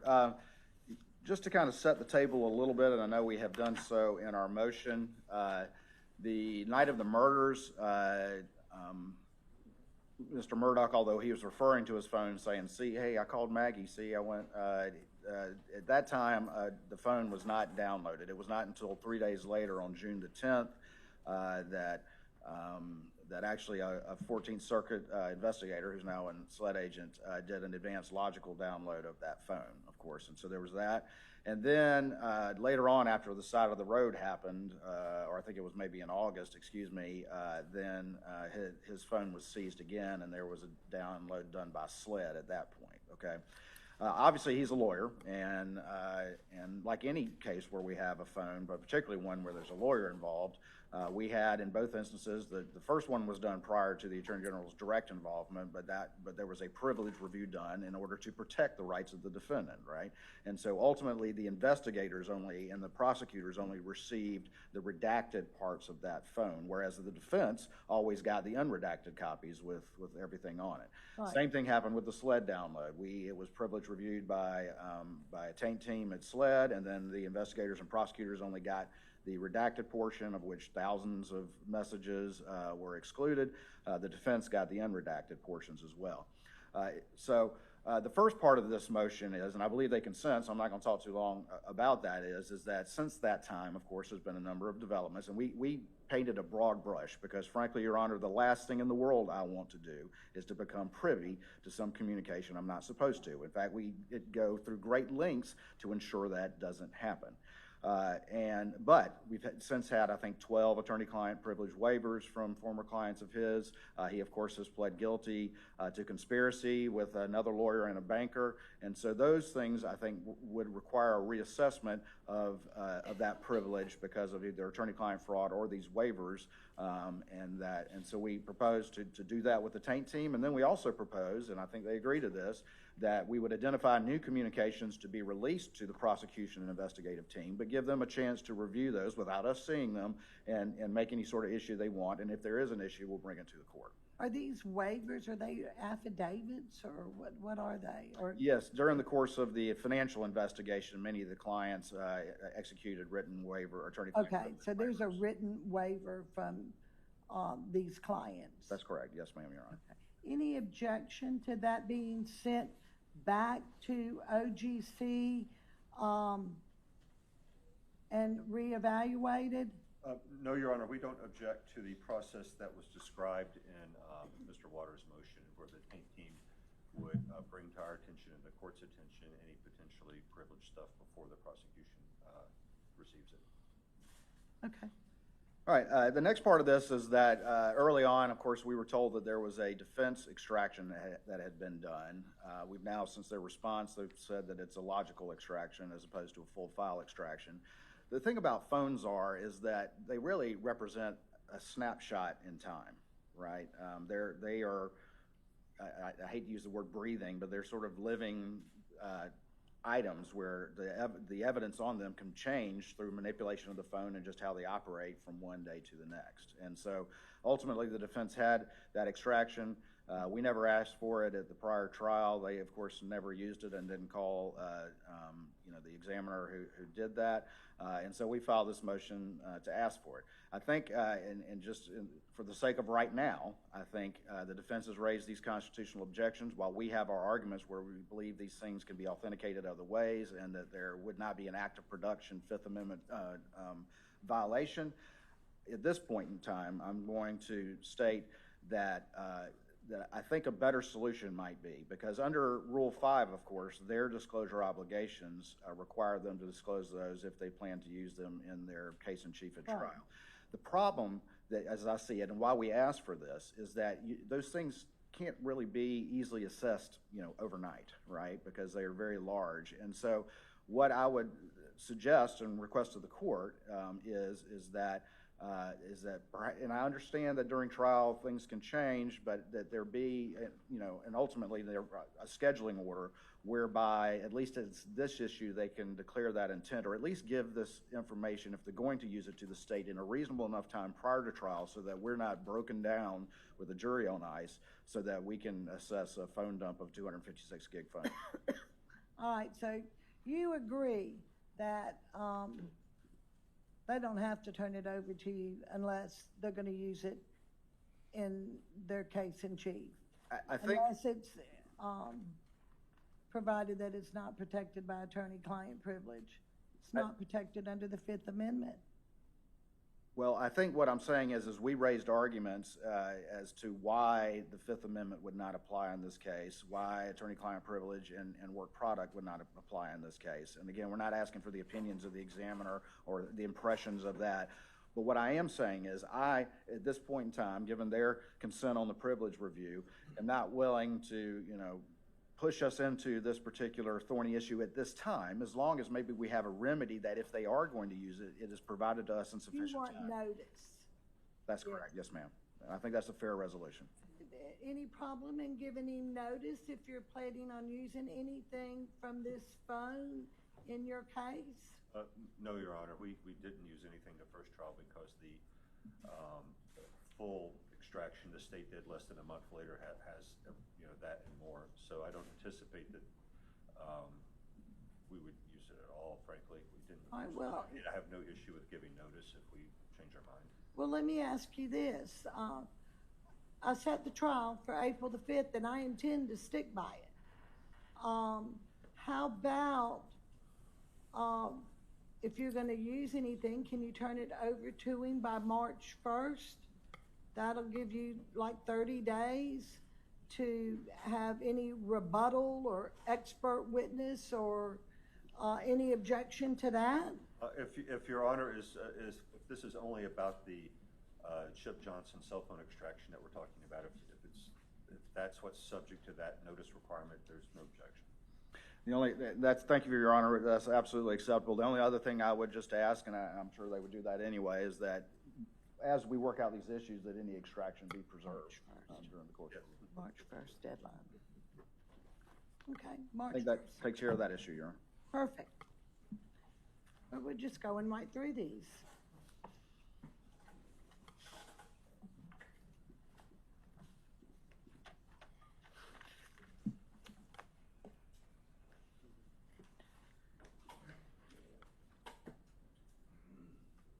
All right, let's talk about the DNA. This is the defendant's motion. This was brought up at the status conference. The way I left it was to find out if there was any a viable sample to test. And I want to make sure I got this right. It looks like there was really two samples. A sample the state tested, and there's some leftover, for a lack of a better word, leftover stuff. I don't know that it contains all DNA in it, but leftover. Then there's a reserve DNA sample. So I want to make sure, because there's two. Am I correct in saying that? Yes, ma'am. So these are, of course, the fingernail clippings. Right. And so you got the clippings in the package. As I understand it, a representative sample was prepared and tested. And from that, there's 47 microliters of extract remaining. And testing can proceed from that. There is also, though, the reserve portion of that sample itself that has yet to be processed, which The same sample. the same set of Same- fingernail clippings, Right. but it's kind of like a shirt, or pants. You get the pants, you do cuttings from it. You don't cut the entire thing, and so there's still parts of the pants that could potentially be cut and tested and that sort of thing. So it's very similar. So we have extract, and we also have the unprocessed sample, and so what we have, and we've had a discussion with their expert, and he said, that's barely even a mixture. But he's talking about the leftover stuff, though, right? He's talking about the remaining extract, correct? The leftovers. And we're willing to let them test that extract, even though he says it. The leftovers. Correct. But what we would want is at least some recognition to them, because he said it's going to be consumed, that's going to be gone. We have preservation of evidence requirements and all the rest of it. Are we still talking about the leftover stuff? And then on the unprocessed, what we have said is that we will process and quantify that and then stop, okay? And at that point, we will know the quantification. We will also know the likelihood, which is highly likely, that there will be leftovers from that from which the defense could have that as well. And so we're willing to do that in conjunction with and in discussion with the defense and their expert, which is an extremely fair way that all parties have access to all. I read your motion. I was just, Mr. Griffin, you arguing this? Yes, Your Honor. I just wanted to make sure that they're willing to give you the leftover stuff. That's how when I read it, I'm like, okay, there's 2 DNA samples, are all from the fingernails. They want to give you the leftover stuff, but then they want to go and do a quantitative test on the unprocessed sample. Right. And then decide what to do with it. If maybe y'all could share it. Right. Or do I have to give it all to you? So and in that conversation, we asked, to what end do you plan to use it? And we've gotten no answer. Okay, well, I'm gonna get to that in just a minute. And so our expert says the whole quantitative analysis, it does consume some minute portion. So they would have been consuming the minute portion.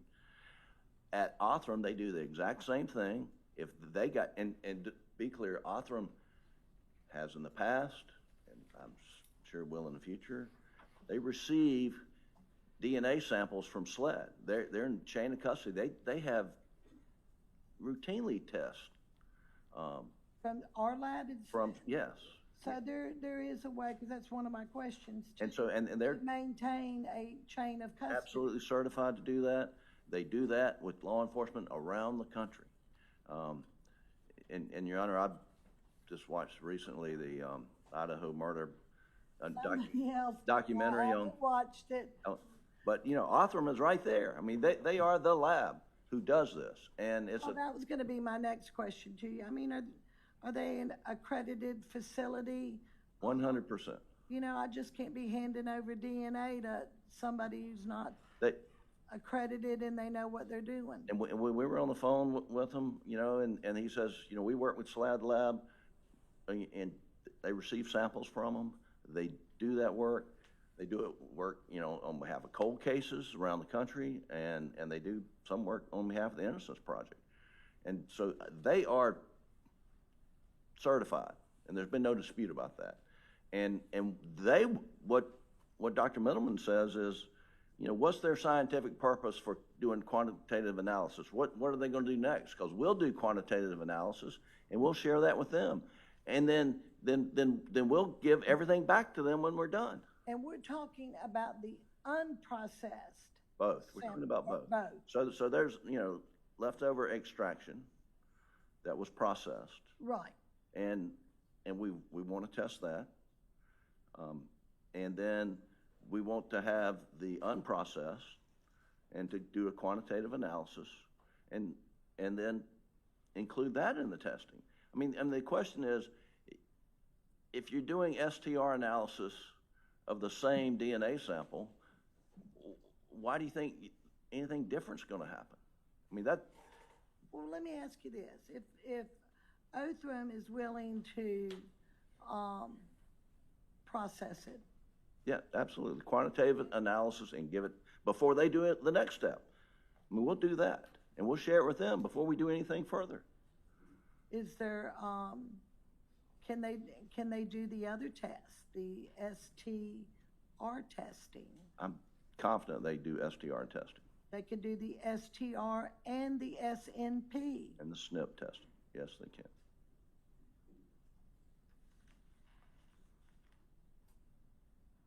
And that's what, and we also, and let me make sure I got this right, because the SNP is really different from the STR. Those results are based and compared against, like CODIS, known samples. STR is. The STR.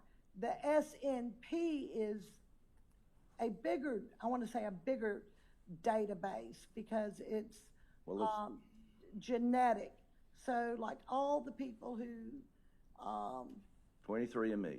23andMe and all the other. If you or I or agencies. anybody in the courtroom gets a sample, submits it to 23andMe, that's a SNP analysis, and that uses a whole lot more of the genome, a whole lot more of the DNA. Not that it's going to give you the one individual, but what it might give you, and no guarantees, is a family tree that you can trace back. Is that right? Absolutely. Okay.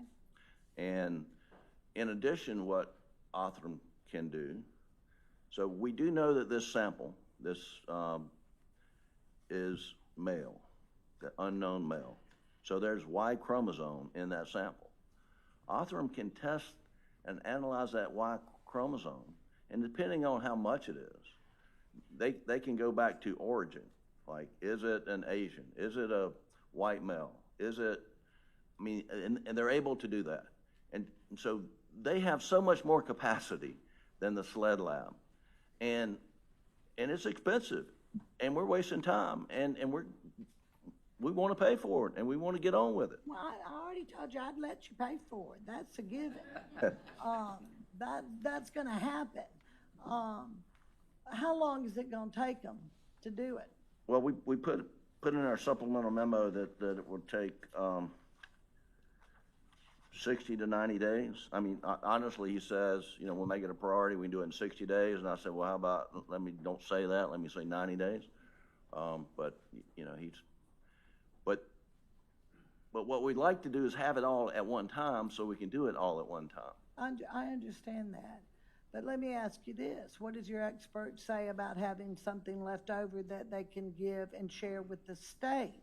Do they think if they had it all, is there something going to be left over to give to the state? So they want to do their STR test again. So we would know that, Your Honor, after the quantitative analysis, that we would like to author them to do, and then we would like to share that with the SLED lab. There's no reason, because they're doing the same thing, and Othram says, why? Well, if you're going to share the STR results, you're going to share the SNP results? Well, Your Honor, I didn't say we was going to share any results. I mean, I said they could do that. The rule doesn't require us to share results of scientific analysis unless we intend to use it, but. Right, I agree with you on that. But I'm asking, if they wanted, you volunteering to do the STR, which they want to do also. Well, I'm not sure they want to do that, Your Honor. I haven't heard that. I've said, to what end do you want to use this after doing a quantitative analysis? Well, what are you going to do with it? You're going to do the same thing twice? You expect a different result? I promise you they're not going to do that, because then that would pretty much cause their lab to be, the credibility to be challenged at that lab. They do the same test, get two different results. I mean, we're talking about the same sample, Your Honor. We're not, and they know the mixture. And they tell us the mixture is 99% Maggie Murdaugh and 1% unknown male. So, I mean, they've got that information. But we'll do the quantitative analysis. We'll come back and, share that with them. And then, if they, I don't know that, we want to do STR. But you can't tell me that you can share it with them, because you don't know yet, because we don't know how much is there to share. Right, and so what I'm saying is we do the quantitative analysis, then we would know, have an idea of, if we're going to use it all or not. I mean, they didn't use it all when they took their sample, and so there's extract. There will be extract that can be sent back, and we, Othram will work off the extract that they mix it with a mixture. They put it in their DNA holding devices, and Othram will do the same thing.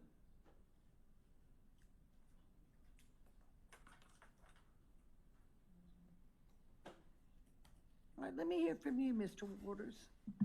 Thank you, Your Honor. This is, first of all, the first time that I've heard that they said they would share. In fact, what I was told expressly was that they would not share anything to start out with. But Well, I don't think they want to share the results with you. All right. okay? Yeah. Is what they're saying. However, you know, if they want to do the STR, I think I'd make them share the results with you on the STR. They want to do the SNP for themselves, and they don't have to share it with you under the rules of discovery. Okay. Well, and so first of all, I was informed. Unless they use it in their case in chief. Right, and hopefully with sufficient notice. But my understanding is, and I was just, texted this, is that they are not accredited in STR. They are accredited in the SNP testing. Okay. But to explain what this is, and so it's kind of, there's a bag full, as I understand it, and this was recently explained to me, there's a bag full of, the little fingernail clippings, okay? And they pick out a representative sample and put it in a tube and shake it up, and that's from what's generated. And then you have the remaining portions of that item that are in that bag. And so that's what needs to be processed. So it's not a question of necessarily doing the same thing over. It would be like taking a different cutting from an item of clothing. Right, you might have a little bit of DNA over here, and then you might have it on the other side of your fingernail, a little bit more. Correct. And so there is the chance that there could be something that comes out differently. And so SLED can turn around this quant in a couple of weeks. And again, there's nothing to indicate, and this is what I suggested, is that we would do the quantification and the processing and stop. Okay, we're not going to proceed forward with STR on it without calling the defense and letting them interface with their expert. And at that point, we'll know, which is probably likely, that there'll be enough for SLED to do STR or YSTR, and there'll be enough extract for them to do what they want. But their own expert has indicated with the quantification for the leftovers that it's 3 alleles. He's like, that's hardly even a mixture. It's over 99-1. He's like, that's the leftover. Right, that's true. But he says there's not the unprocessed. They want it all, so maybe they can get something to test. And I am happy to facilitate that, but we have to have a fair access to that second half as well, and that's what we're offering to do, and to do that with the defense. So. Again, SLED has the burden of proof. SLED, or the state has the burden of proof. Well, SLED has custody. You can't tell me either that if you prepare the reserve sample, that there's going to be enough for them to do the SNP test. What I can tell you is that we will do the processing in quant, and that will stop. And that's when we will know, and then we can discuss that. Is there going to be enough just for STR? Is there going to be enough for one? If that's the case, then we can talk about that issue. Or what's more likely is there's enough for column A and enough for column B. But there's going to be no prejudice to that if SLED does the processing in the quant, and that's what I proposed to them, which is fair to both sides, and we will stop and have a conversation with them before proceeding so that there's no prejudice to either side. Let me. Now, they've had 5 years, and we're on appeal for a while, but from 21 to 23, they did all the testing they wanted to do, and now we've come up and asked to test it, and guess what? Oh, we want to test it. Well, they've already tested it, and now because we asked to test it, they want to take control of our testing? I mean, that's not fair. Well, I got it. Let me ask you something. Do you know if you can do an SNP and an STR test from the same sample? I don't know the answer The to that, Your SNP Honor. first and then do the STR? I personally don't know the answer. We Do can you find know, the Mr. answer out. Waters? We can find the answer out. But I'm sorry, Your Honor. I was just wondering if he did the SNP, the SNP test first, can you take that same sample and do the STR? As I understand it, we have to process and get to quant, and then we will have an idea of what sort of sample that we have. And then, as I said before, then we can have a discussion with the defense and see, what we have and whether there's enough for this, that, or the other thing. And we can have a discussion. And again, I'm here to be completely fair, and this is a fair process for both sides. And if there's a dispute, then we can come back to Your Honor. But I think SLED, who has custody of this evidence, should do that processing and that quant, at which point we will stop. There will be no prejudice to either side. We'll know what we're dealing with, and we can talk to Dr. Middleman, we can talk to the SLED lab and say, is there enough for column A and enough for column B? And I want to correct something. Let me ask you this. Are you expecting a different result from your retesting of this sample on the STR? I'm not expecting a different result, but there's always the chance, just like if there was a different cutting from the same clothing. or a different part of the swab. It's always a chance. But that's why with best practices, and I gave you the memo, that reserve sample is kept. And then we're talking about fundamentally burning it all up, and that's fine. It is best practice for a law enforcement agency, particularly with the Preservation of Evidence Act, to keep stuff in reserve.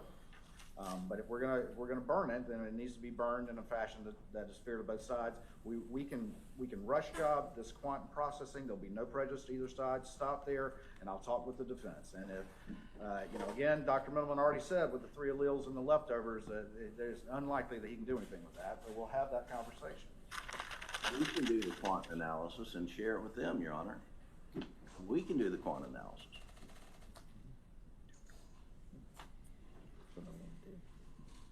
Give me just a second.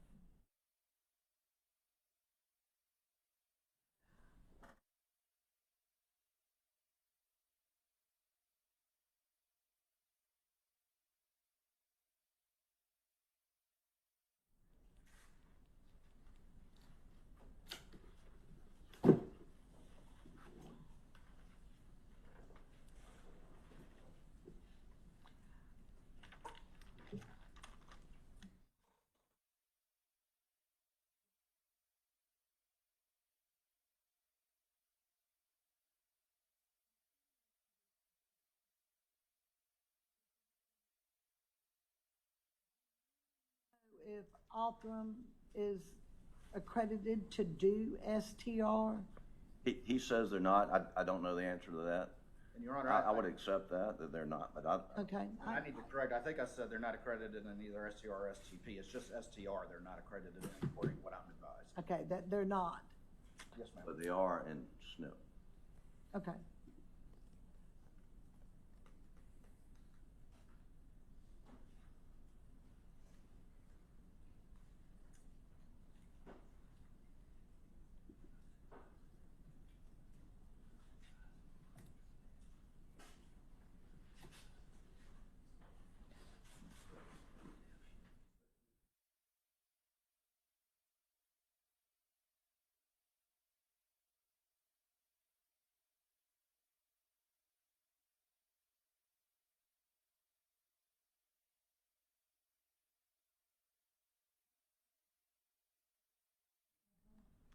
I was also advised as well that because of the FBI accreditation standards for law enforcement, that SLED has to run the processing first. So it really needs to go, consistent with their accreditation, needs to go from SLED to them. But that's why we're willing to stop and again do nothing without any prejudice. But their general rules are it can't go the other way based on the accreditation and the FBI standards. You have any response to that? He's saying that if I let you go, let Althram do the analysis first, that then their STR won't be accredited. You know anything about that? I don't know anything about that, Your Honor, but let's step back and look where we are. We're at the defendant. He's asking for this. Who can complain? It's only us, and we can't complain if the court orders SLED to do something that we've asked for. I don't think it jeopardizes SLED's accreditation because in one single case, which they've had. It's not often that I get the defense asking for DNA. That doesn't happen very often. Well, there's a lot in this case that you're going to find out doesn't happen very often. But this is one of them, and so, Your Honor, that they do quantitative analysis as part of their accreditation. I mean, it's not like they're doing something that's outside Althram's accreditation. I mean, they are accredited. Let me ask you. I mean, what harm would it be?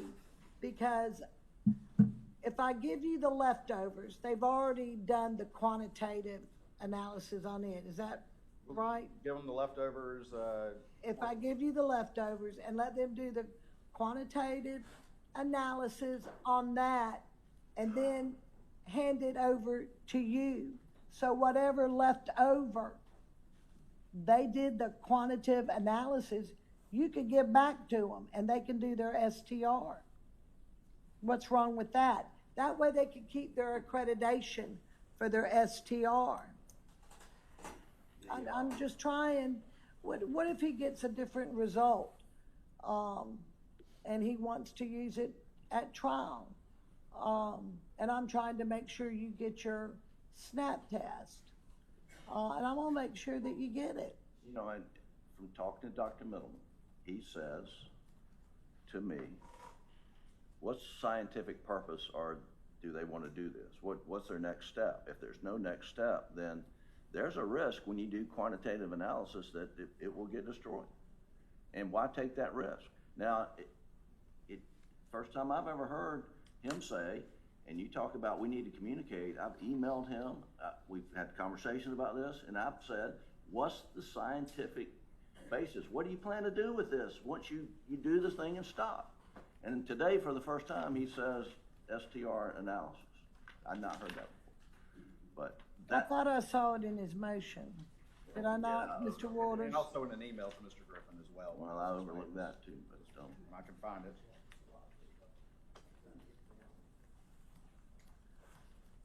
You know, it's not like a piece of paper. I can make a copy of it. Right.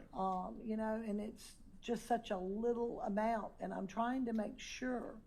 I want you to have your test. Well, certainly we can get the leftover extraction pronto. That would get us moving. And Your Honor, if I could, this is an email to Mr. Griffin, Harpootlian and Barber and associated folks from July 21st, 2026,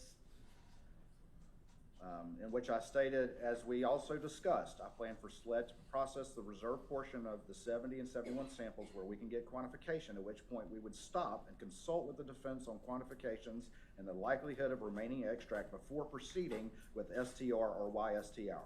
However, as I told you, I've paused that process while we discuss the matter. This is a fair process for both sides and one I'm willing to work with you on, but I should point out, Dick made it very clear that the defense would not even promise to turn over results if reserve sample or extract was sent to you. I'm happy to discuss this further and ensure a fair process for both sides.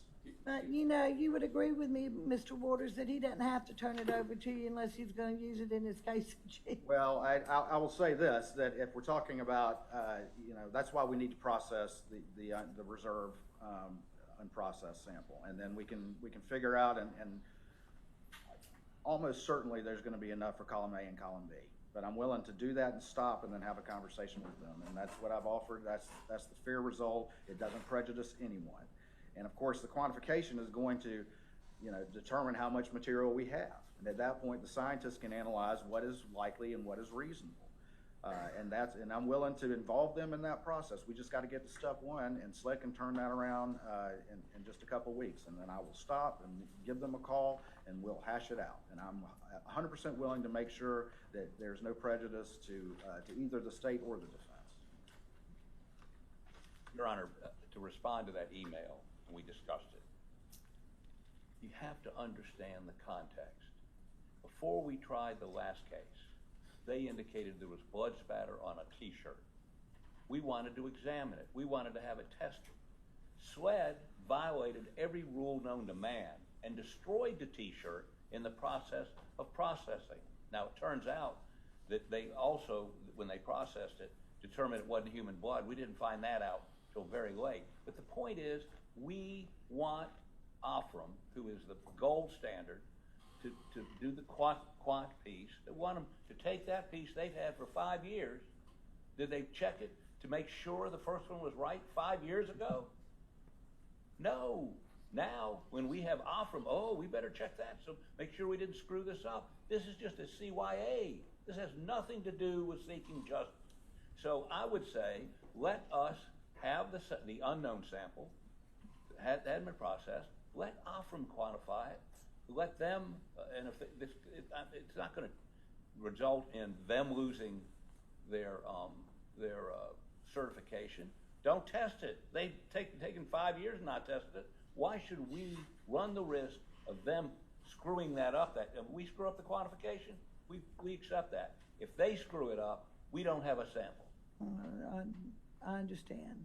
And that's why I'm so passionate about it, because we went out there to SLED, we dressed all in, Mr. Waters with us, had on lab coats and went in there and examined the thing and took pictures and then, you know, we couldn't test it. I don't have any faith they won't screw this up. But you know, whether you have faith in them or not, why don't we have an independent right to examine the untested DNA? Why don't we have that? Your Honor. Except there's some procedural issue about their certification. We have a right to a fair trial. We want to. Yeah, you have somebody from SLED here that can tell me about, if I give them this sample, you can't do an STR? We do have Lieutenant Stanley from SLED. Come up here and speak with me, but I'm gonna put you under oath. Madam Clerk. Do solemnly swear or affirm that the testimony you give the court is the truth, the whole truth, and nothing but the truth, so help you God. I do. Okay. All right, well, tell me how you lose your accreditation if I give them a sample and then you take the leftovers and, yeah, you can go right there at the podium. And you can't produce an STR that could be admissible in court. Is that what you're telling me? Good morning, Your Honor. I am the quality manager for the laboratory, so my job is our accreditation and making sure that we are complying with accreditation standards. The DNA laboratory is accredited by the same entity as Othram, but in different capacities. We also follow the FBI quality assurance standards, or FBI QAS standards, that are put out by the FBI for DNA caseworking or testing laboratories, as well as DNA databasing laboratories. In order for us to accept data from, or accept a sample from another laboratory, they need to be accredited in the same services for us to continue our testing. So it's not necessarily losing accreditation, because we just wouldn't be able to accept it and perform the testing. Well, let me ask you this. What if you got a sample and it was the only sample you had that had already been processed? Just hypothetically, are you going to tell me that you're not going to do an STR on it and try to admit it into court? We may not be able to, is what I would like to tell you. We share samples with Othram, for example, or third-party laboratories, but we're typically giving them the extra or the remaining portion, and they're able to work with that for their samples. We are unfortunately not able to work with theirs. Why? I'm not as familiar with the SNP testing, so that might, my understanding of that is it has to do with the standards that are followed for the accredited laboratories. Okay. All right, thank you. Mr. Griffin, let me ask you this. If I give you the leftovers and I give you the unprocessed sample, you have it quantitative and you do your SNP test, and then you give them the leftovers, and they can do their STR test. Would you consent to it being admitted into court? Yes, Your Honor. We wouldn't raise any objection as to the To accreditation, accreditation, chain anything of like custody, that? thing like that. Now, if there's some other irregularity in the process, sure, but not because of it flowed from Othram back to SLED. No, we would not object to that. Okay. Anything else from the state? Your Honor, just as to that last hypothetical that Your Honor stated, I think that the same thing would have to happen, that after processing you have to stop, because only then are you going to know whether there will be leftovers. And that's the whole, what I'm proposing is we process and we stop. And at that point, we'll know whether there's going to be enough for STR on SLED and enough for them to have the leftovers of that. And that's exactly what I'm saying. But if they go ahead and run the SNP without consulting with us, there may not be any leftovers, is what I'm saying. Well, let's talk about that, because why even get it processed if we're going to stop? Then what's going to happen? So we'll know at the quantification point, we'll have an idea at that point that if we proceed with STR testing, whether there will be, like there was in the other examples, 47 or however many microliters of extract remaining for then to be provided to Othram, which again, the original leftovers were willing to provide. But the processing in the quant is where we kind of know what we have and what, if we do further with it, do actual testing with it, what is the consumption possibility at that point. And so that's why I'm proposing that we process it, we'll know what we have, and then we can actually have a discussion of who can do what with what. And that's what I'm proposing to do, and have SLED do that. We can turn around in a couple Well, weeks. this is their motion to do their SNP test. Sure. And that's what I intend to rule on today. Not get halfway through it and come back and hash this all over again. I absolutely, Your Honor, but once we get that quant, then we will, and their expert will know exactly, first of all, is SNP viable, and secondly, the amount of consumption that will be necessary for that. And so that's why we're not kind of like stopping, we're just, I don't know. What is your position if the SNP test destroys the whole sample, there's nothing left? So, Your Honor, what we want to do, we want it all to go to Othram. The unprocessed, they will process it, they'll do a quantitative analysis, and we'll share that quantitative analysis with SLED. And then we'll know whether there's enough to do both. If there's not enough to do both, you know, they'll know that, we'll know that. But, you know, and we want to do the SNP testing with that. We may have to be back here and having the same back and forth. But what we don't want is SLED to keep it, SLED to do a quantitative analysis, and then say there's not enough for you to use. I mean, that's what we don't want. That's my whole offer, is I wouldn't proceed without having that discussion and with him. So that's the whole point of what I've made, is that we'll know what we have at that point. I'm not going to do anything to prejudice anybody, but we got to process it to know exactly what we have and what we can do with it. And we want to process it. I understand.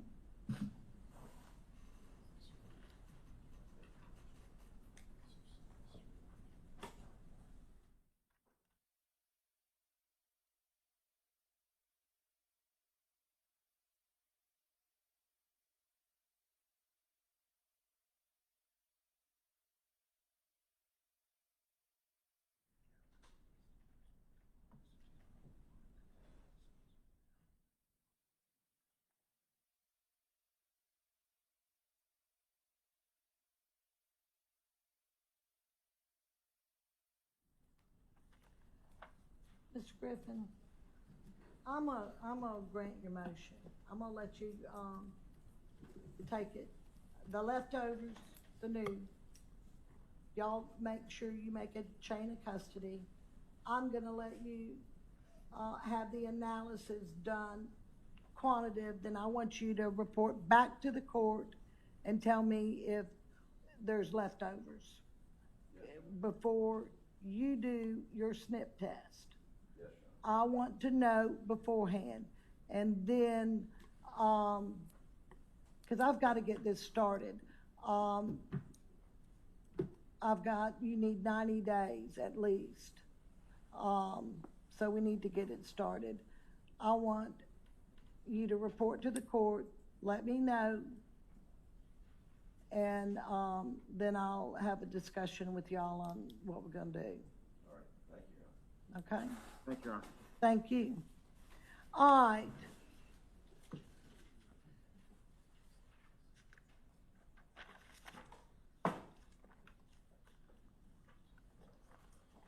Just gonna hold up and let me know. All right, let's talk about transfer of venue. Who's, Your Honor, before you do that, we have a 5-minute recess. I'm sorry, I have a bad habit of keeping right on going. Absolutely we can. Court's gonna be at recess for, let's say, 15 minutes, so I can give everybody else out there a break too. All restrooms are located on each floor in the same place, over to the right. Okay, thank you. Thank you, Your Honor.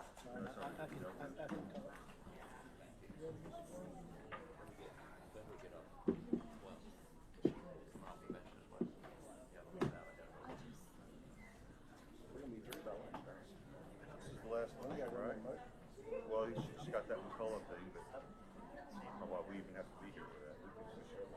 should be excused.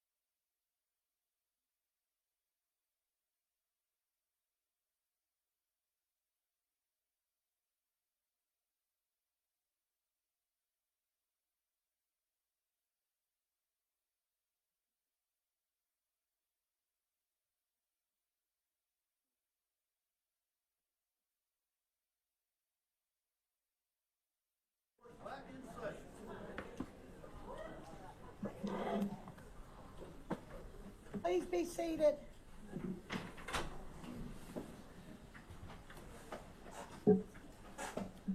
Thank you, Your Honor. You're welcome. I remind you of my age. And how old is that now, Mr. Harpoon? Really? On the record? I'm old, okay? You're not under oath. You're not under oath.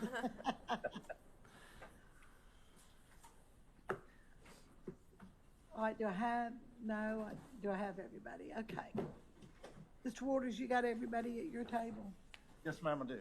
All right, then let's proceed with the defense's motion to transfer venue, please. Your Honor, let me, at the outset, we've attempted to try to negotiate something with Mr. Waters, which has not been successful. But the only person in this courtroom that has a constitutional Sixth Amendment right to a fair trial is sitting right there. Now, the state has some due process concerns. If we wanted to try it somewhere that was totally, for instance, inaccessible, we wanted to go to Oconee County. I'm gonna be there next week. Well, hopefully you'll get back.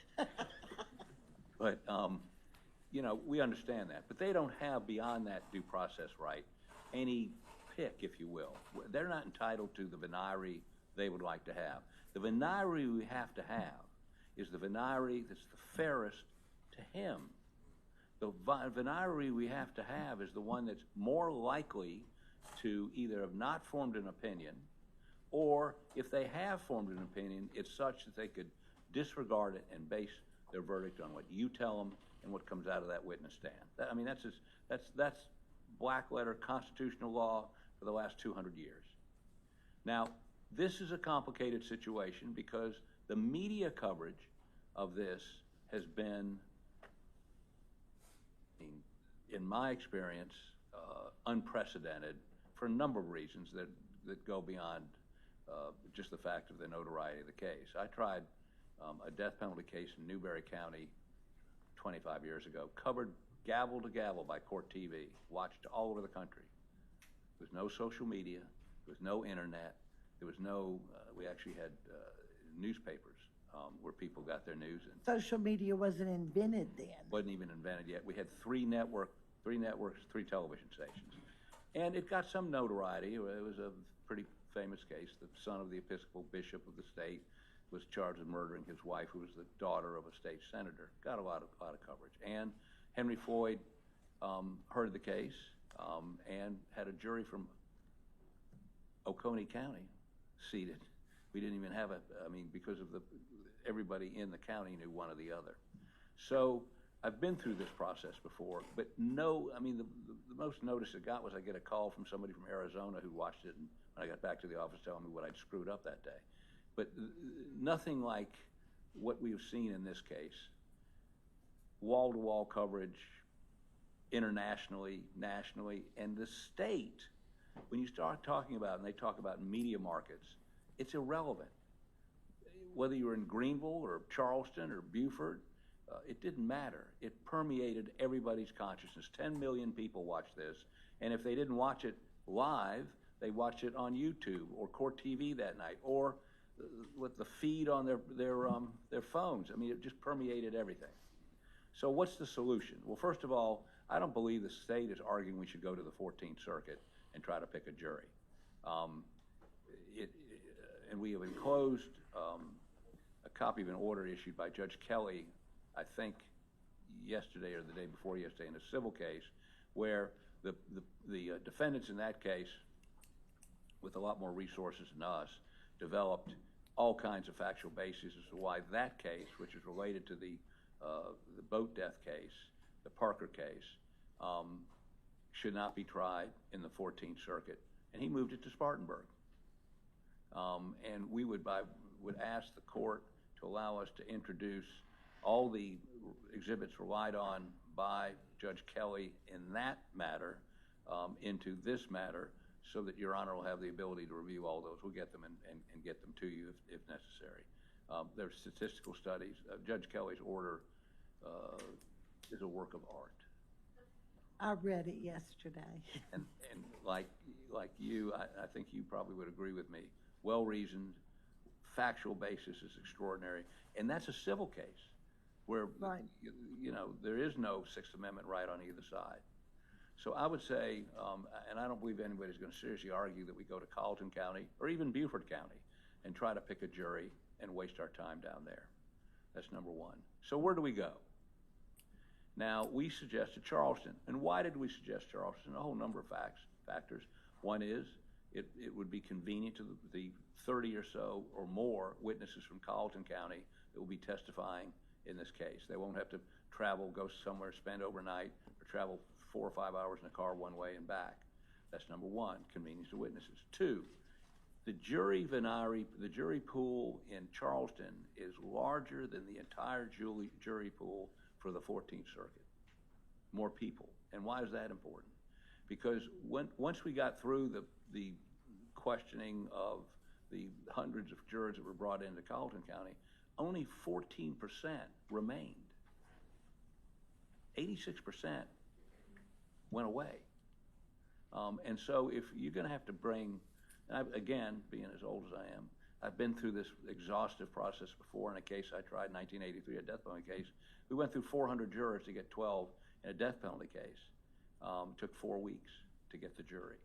So this will be complicated and we're going to, closer to trial, ask for extensive, we would ask for attorney-conducted voir dire, but we would concede that's not allowed by the statute.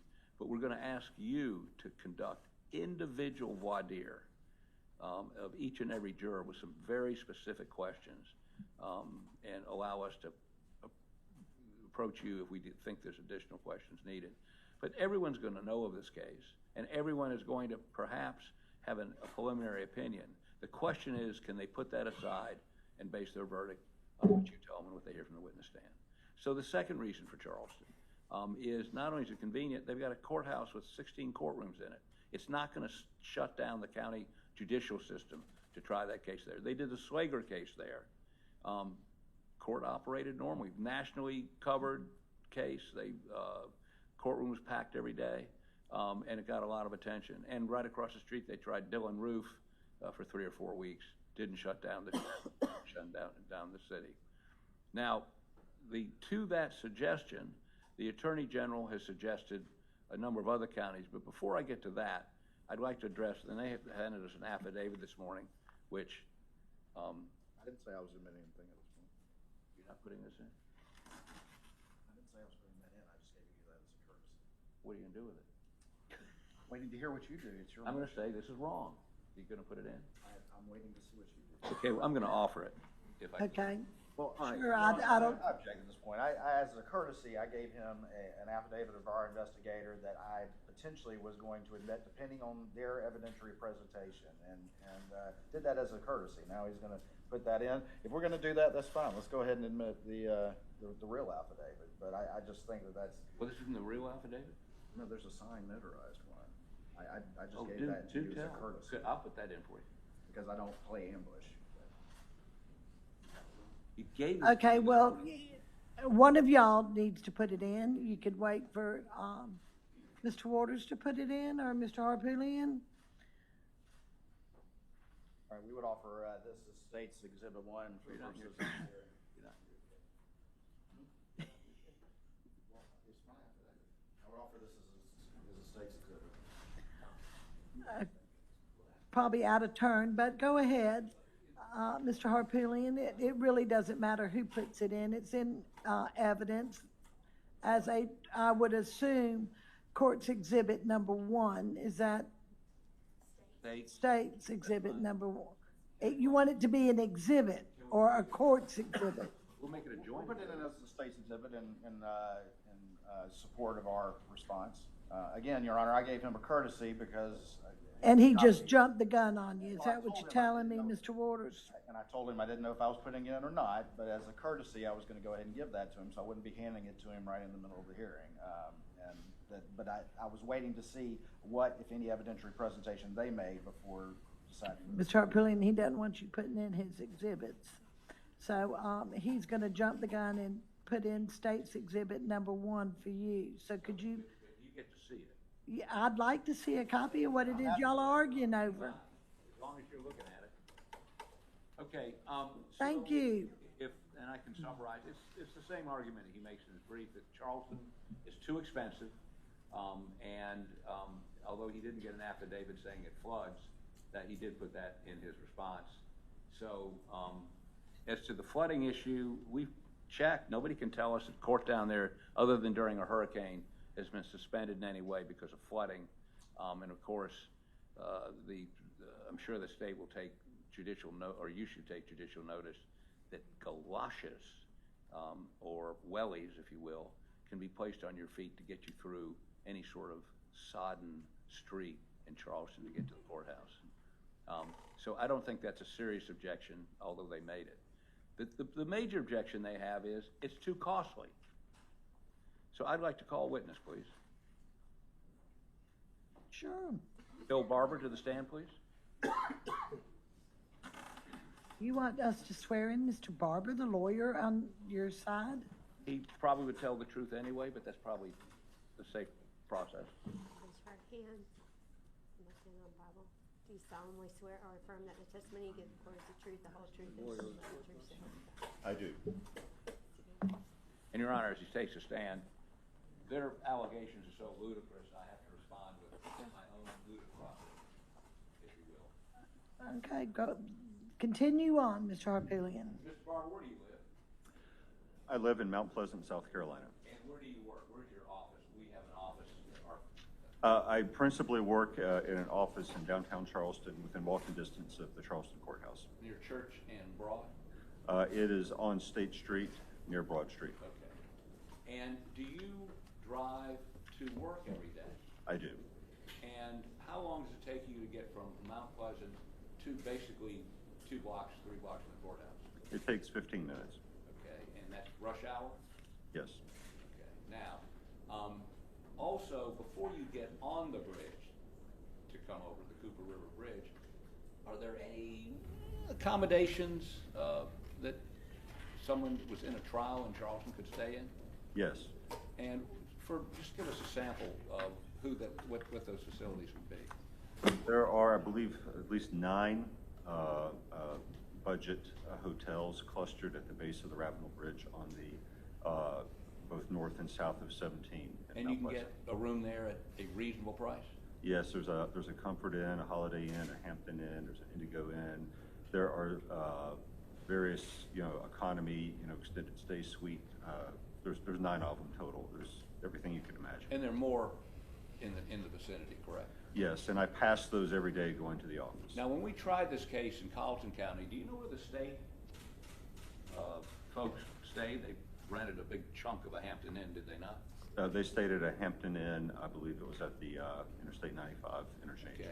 And do you know how, and have you Googled how long it takes to travel from that Hampton Inn to the Colleton County Courthouse? I have not. I know that it took at least, I've driven it before. The Cracker Barrel was there when we went to there. It was a good, it was a comparable 15-minute Forgot drive. the Cracker Barrel was there. Yeah, it's about 15 minutes, right?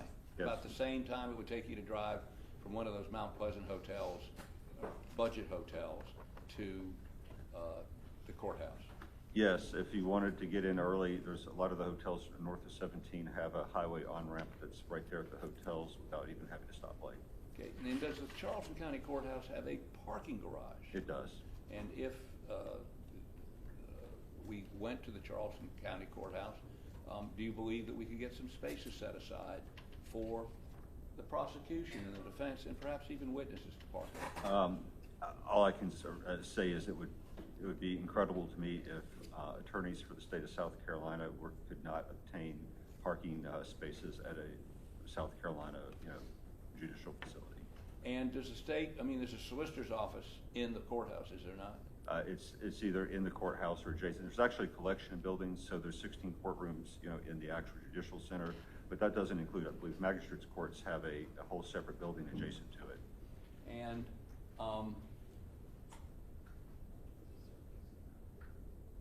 so the solicitor's office would be available, the solicitor works for the Attorney General, right?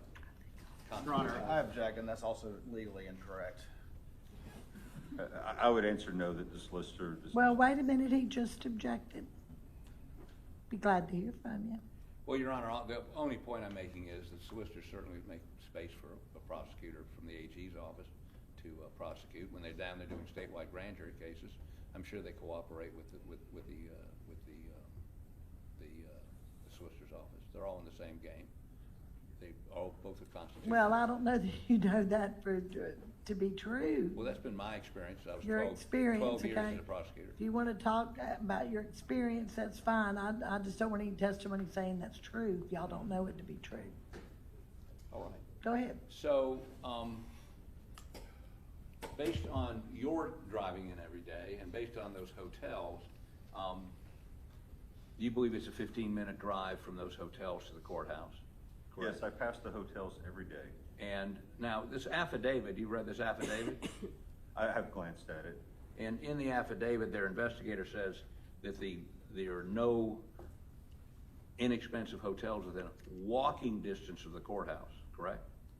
That's correct. I don't know all the hotels within walking distance of the courthouse are certainly expensive ones. I never really thought of that because, after all, when we were in Walterboro, no one stayed at a hotel within walking distance of the courthouse.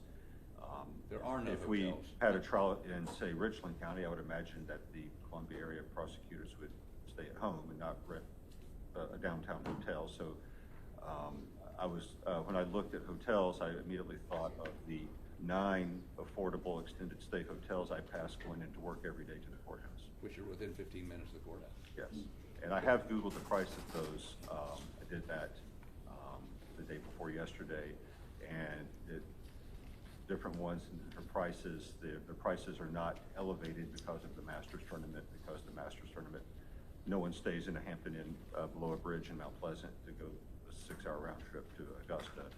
Okay. And the prices are comparable to the Hampton Inns anywhere. They're not significantly more expensive, with the exception of sometimes the weekend prices are higher, or usually higher, because you're near the beach, so there is some peak then. They would go up on the weekend, but It's the same price as any other Hampton Inn or Holiday Inn. did we have any weekend court sessions in Colleton County? When we were in Colleton County, everyone went home for the weekend. It was the only chance to go home.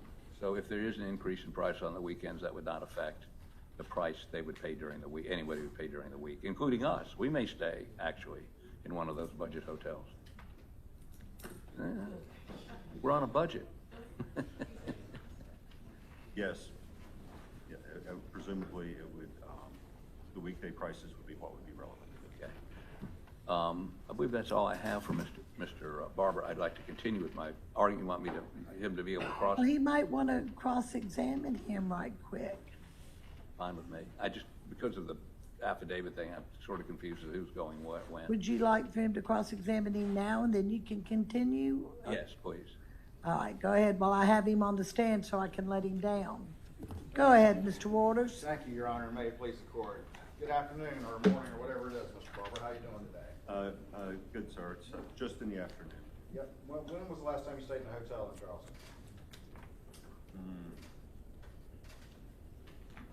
It's been a while. I will say that I had my best friend visit 2 weeks ago, and I put him up at the Hampton Inn that I'm speaking about, and I paid for it.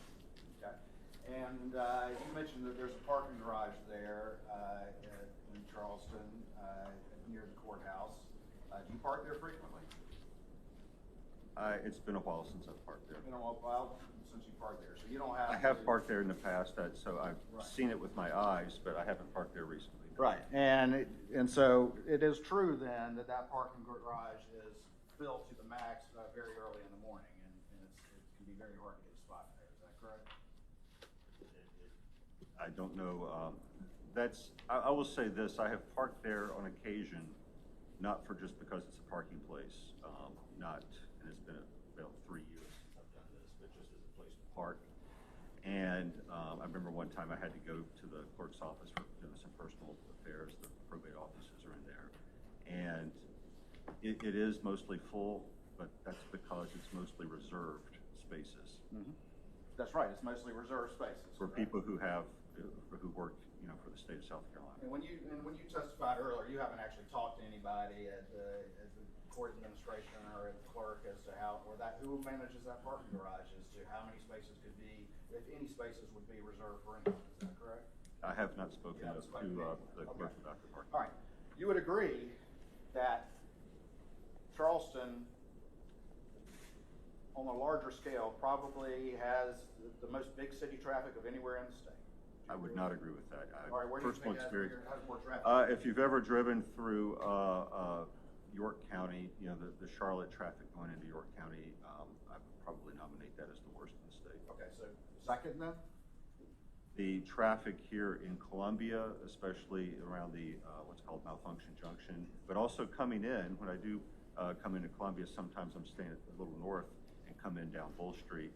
That is a nightmare every day. Okay, so you're saying the traffic in Columbia is worse than the traffic during rush hour in the Charleston metropolitan area? I'm saying that it's worse than the traffic coming from the Ravenel Bridge side of Mount Pleasant into Charleston. Would you at least agree with I want to, if I can finish, you had a very broad question about the Charleston metro area. It's certainly true that if you're coming in from Somerville, right, down I-26 in the morning, that is extremely difficult. But I don't think that no one's going to be doing that. And I don't have experience with that. I've seen it. But coming from those hotels in Mount Pleasant every day to Charleston, it's a consistent 15 minutes. Well, it was a simple question. You wouldn't say it's the worst, but you would agree that the traffic in Charleston during rush hour is a lot. Would you agree with that? I would agree that it is typical of a city of its size. And traffic downtown, particularly during rush hour during the business day, is a lot. Would you agree with that? Honestly, it's a bit dead down at the Broad Street area. If you go up to King Street in that area, yes, but down where the courthouse is, no, it's really not. Would you agree that parking is difficult in downtown Charleston? I would agree that parking is difficult in downtown Charleston if you're not permitted to park in the, I think, 9-story parking deck that the courthouse has. And you would agree that when you talk about spaces being reserved for maybe a prosecution team, that doesn't include witnesses and law enforcement and all of that would be necessary for the state to do what it did in the first trial, and that is to not let court break down once for 6 weeks. In fact, the only time court did break down was after 2 witnesses in the defense case. Is that correct? I'm sorry, you were speaking fast. I didn't quite catch the question. You would agree that if there are parking spaces being reserved for a large prosecution team, that doesn't include spaces that would be needed for witnesses and for law enforcement and that sort of thing, that would be necessary because the state has the burden of proof to prevent court from breaking down in a large complex trial. No, if you're asking my agreement, I guess then my opinion is that the parking deck is available for people there at the behest of the state because it's the state's parking deck. Would you agree that the Charleston area is one of the most expensive, just generally expensive areas in the entire state? I don't understand what you mean. The expense of what? Cost of food, cost of groceries, cost of hotels, cost of anything down in that area, as opposed to, let's say, Newberry or Lawrence. I don't believe that the groceries are any more expensive. I've spoken to the hotels that I've spoken of are no more expensive. If you went to a fancy restaurant, they have more fancy restaurants certainly than most parts of the state does. So you don't think the cost? So that would cost more if you chose to do that. You don't think the cost of living is higher in Charleston? McDonald's is the same price in Charleston as anywhere else. Can you listen to my question? You don't believe the cost of living is higher in Charleston than in many other areas of the state? I believe that it is because the real estate prices are higher, which I don't believe is relevant here. All right. You mentioned something about people going home on the weekends. So do you know if all of the prosecution team went home on the weekends? Or do you know if they actually had to stay and work because they had the burden of proof for 6 weeks? I have no idea what the prosecution team did over the weekends. All right, because you would agree that a complex trial is pretty much a 7-day-a-week job. Would you agree with that? Oh, absolutely. Let me ask you this. Charleston, you would agree, has a lot of tourism. Is that correct? Yes. It's probably the premier tourist destination in South Carolina, or one of them. One of them, certainly. I mean, it's a great place, right? Yes. Most historic city we have, right? Yes. Okay. And Charleston has a lot of events, is that correct? There, and what a lot means, there are several events during the year. Okay. All right, and would you agree that the spring season is the busiest tourist time for downtown Charleston? Did you research that? I would, the spring, the winter is less. Beyond that, there are tourists pretty consistently through the year. Did you look at the fact that the weekend prior to the trial being scheduled, that there's the 50th anniversary of the Cooper Bridge run? No, I did not look at outside the Would you trial. agree that that brings a lot of traffic and a lot of people to the Charleston area? It brings people to the Charleston area who run the bridge. The bridge is closed for a few hours on the weekend. I don't know about traffic, but it brings people in, certainly. Did you also look at the fact that that very weekend as well, there's also the Credit One tennis tournament in the area as well? No, that's not anywhere near the area we're talking You know, about. that affects the traffic in downtown Charleston, or in the Charleston area? I've been to that tournament before. It's in Daniel Island. It's nowhere near. It does not affect the Broad Street downtown area. Would you agree that that same weekend is also Flowertown in Somerville? Somerville is very, very far away. I don't know what happens in Somerville. So, let me get this It's a different straight city now. and different county. As a Charlestonian, you would not say that that particular weekend in particular, much less April and May, are not the busiest tourist times with the most influx of people than probably the rest of the year. You wouldn't agree with that? No. Okay. All right. I can tell you, Seawee would be when the most tourists would be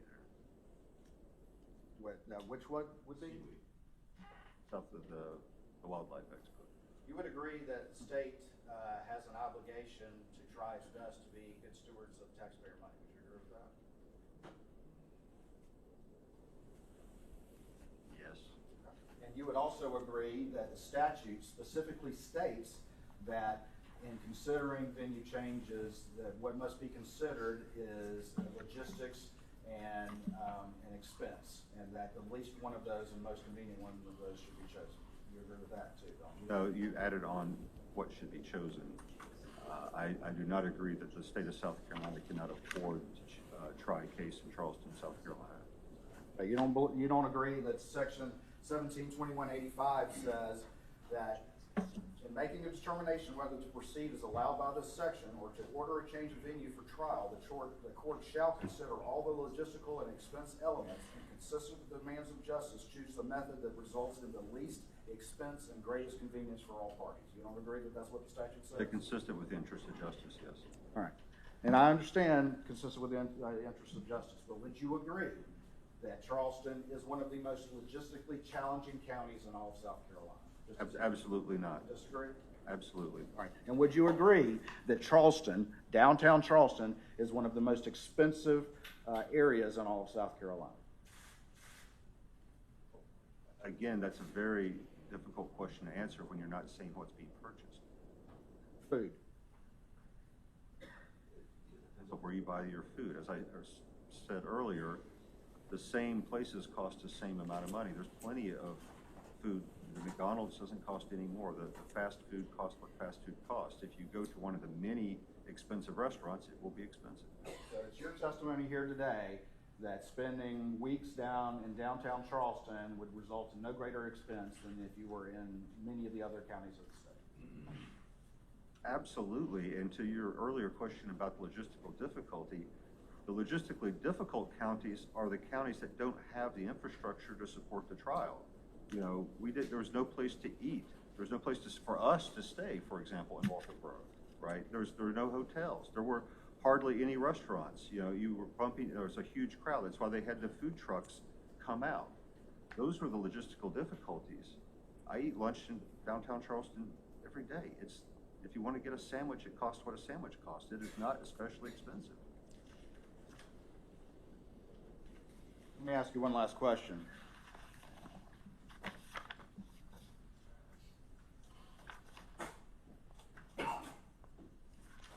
would you agree that the United States District Court for the District of South Carolina recognizes the high cost of Charleston lodging in its reimbursement schedule and has a price of $380 per night, by far the greatest in Charleston from March through May? Would you agree with that? I have not looked at the GSA schedule for their per diem. But you wouldn't dispute what I just told you, would you? Would you Say dispute? no, I'm not going to offer an opinion on what I would or wouldn't dispute. I haven't even seen it.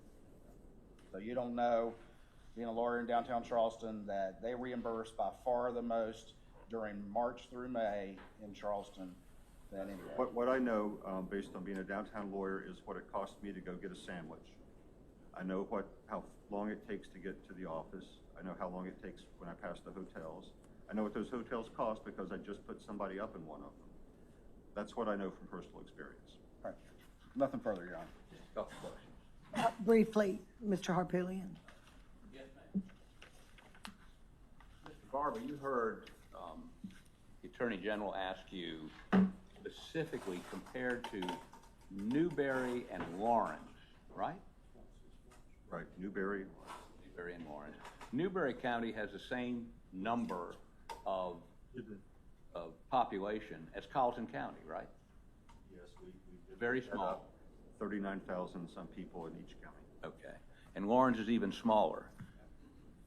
So based on our experience in Carleton County, is your opinion, having been through that there would be sufficient jury members after we go through all the, remember now, that was before the conviction, before the movies, before the 6 books. Would that have an impact on our ability to obtain a jury in either one of those jurisdictions? Do you have an opinion as to whether or not there be sufficient jurors? I think it's common sense that when you have a jury pool that is 10, more than 10, I think that would be 11 or 12 times bigger in a county, that you are proportionally 11 or 12 times more likely to be able to pull a jury. And I would also think that those considerations would carry more weight in picking a venue than it's how much the prosecution has to pay for a Hampton Inn. And do you understand that the solicitor for those 2 counties is Mr. Stumbo, who will be the new Attorney General in January, and his boss, and has been the elected solicitor from those counties for about 20 years. Do you understand that? All of that, except I didn't know it had been 20 years. And that he would have had the ability to, running for re-election, to have a much more knowledgeable and relationship with jurors than we would ever have, than Mr. Murdaugh. In other words, he would have, it would be home cooking to have him doing it in those counties, don't you think? I honestly don't know what happens. I've never driven through Lawrence, but I would assume that the local prosecutor who's been there for 20 years has tremendous knowledge of the local population. Okay. Thank you. I have no further questions.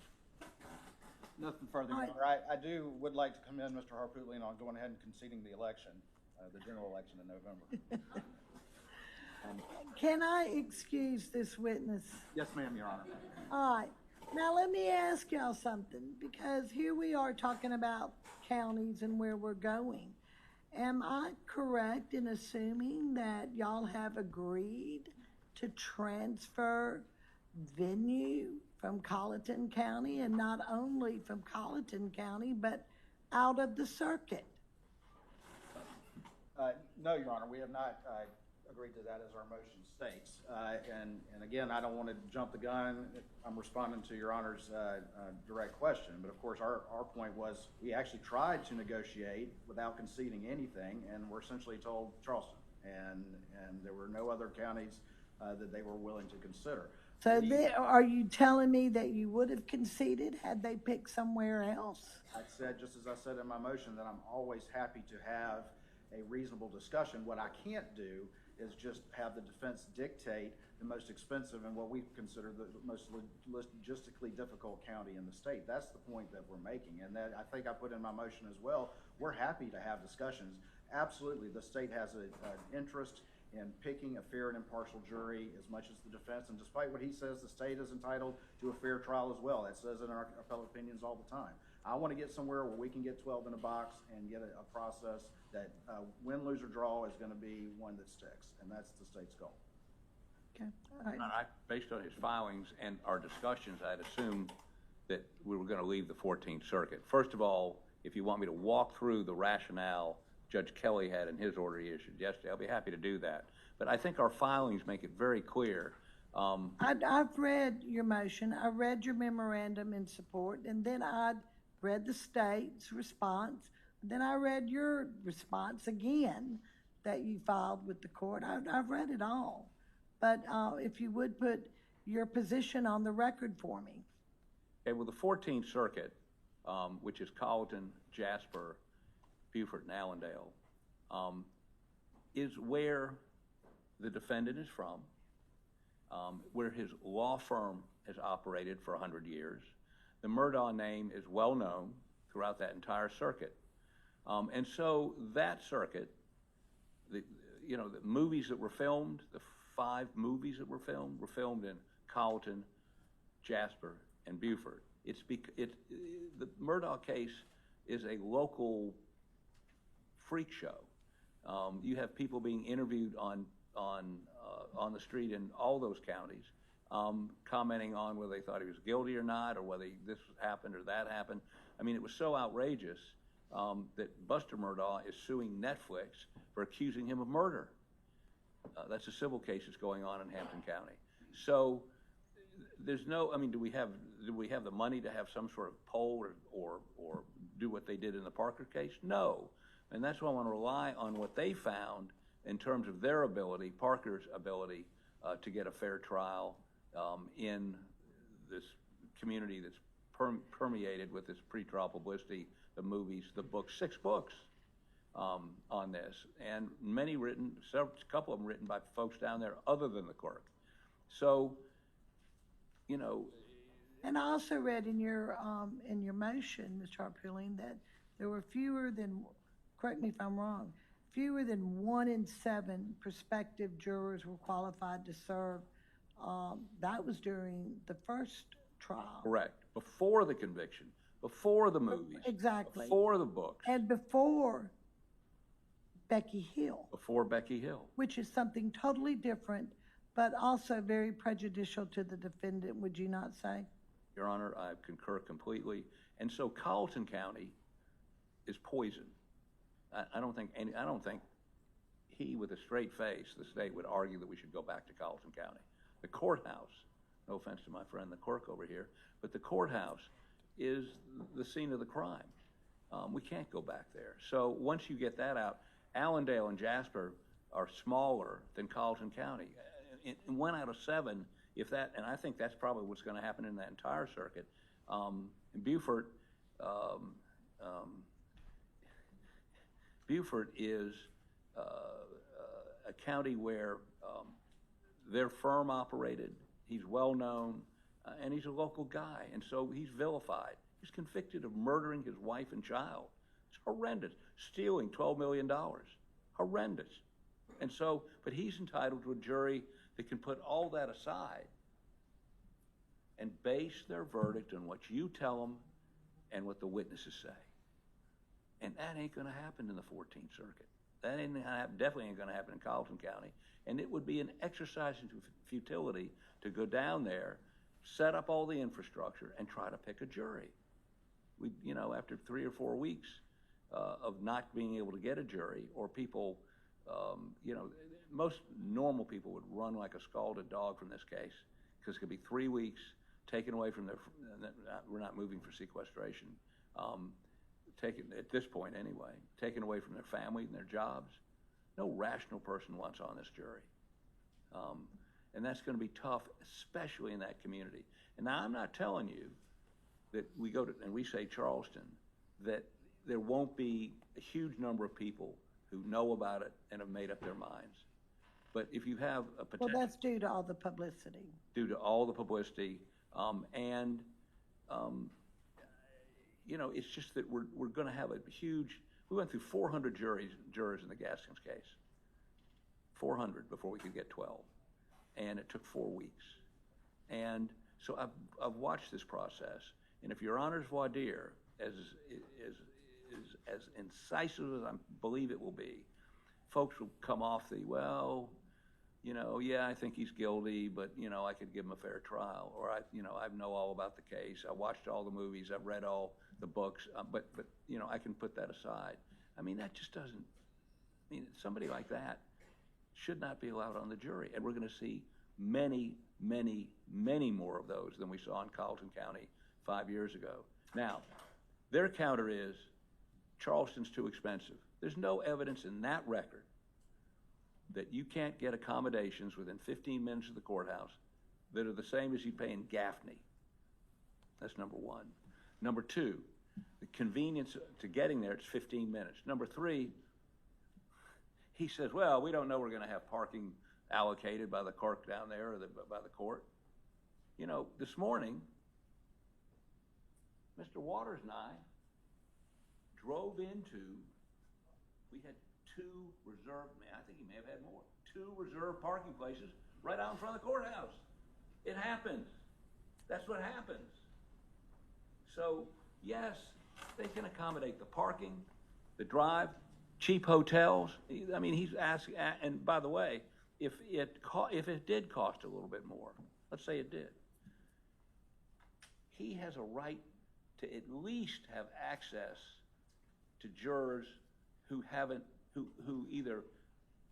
made up their mind, who have read about it perhaps, and could honestly say to you, you know, I haven't made up my mind. I'll listen to you and the witnesses and follow the charge. And that's the acid test. Not whether you're going to have to pay $20 a night more a night there than you would in Newberry, where the solicitor there is going to be prosecuting the case, or Lawrence.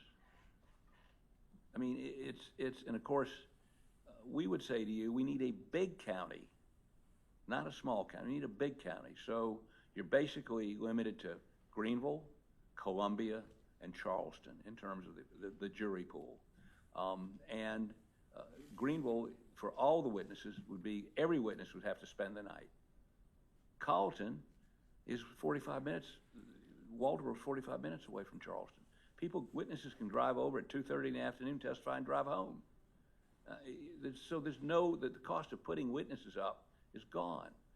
If you have an expert witness coming in, very easy to get them into, I mean, of course, we had the problem in Walterboro, no airport.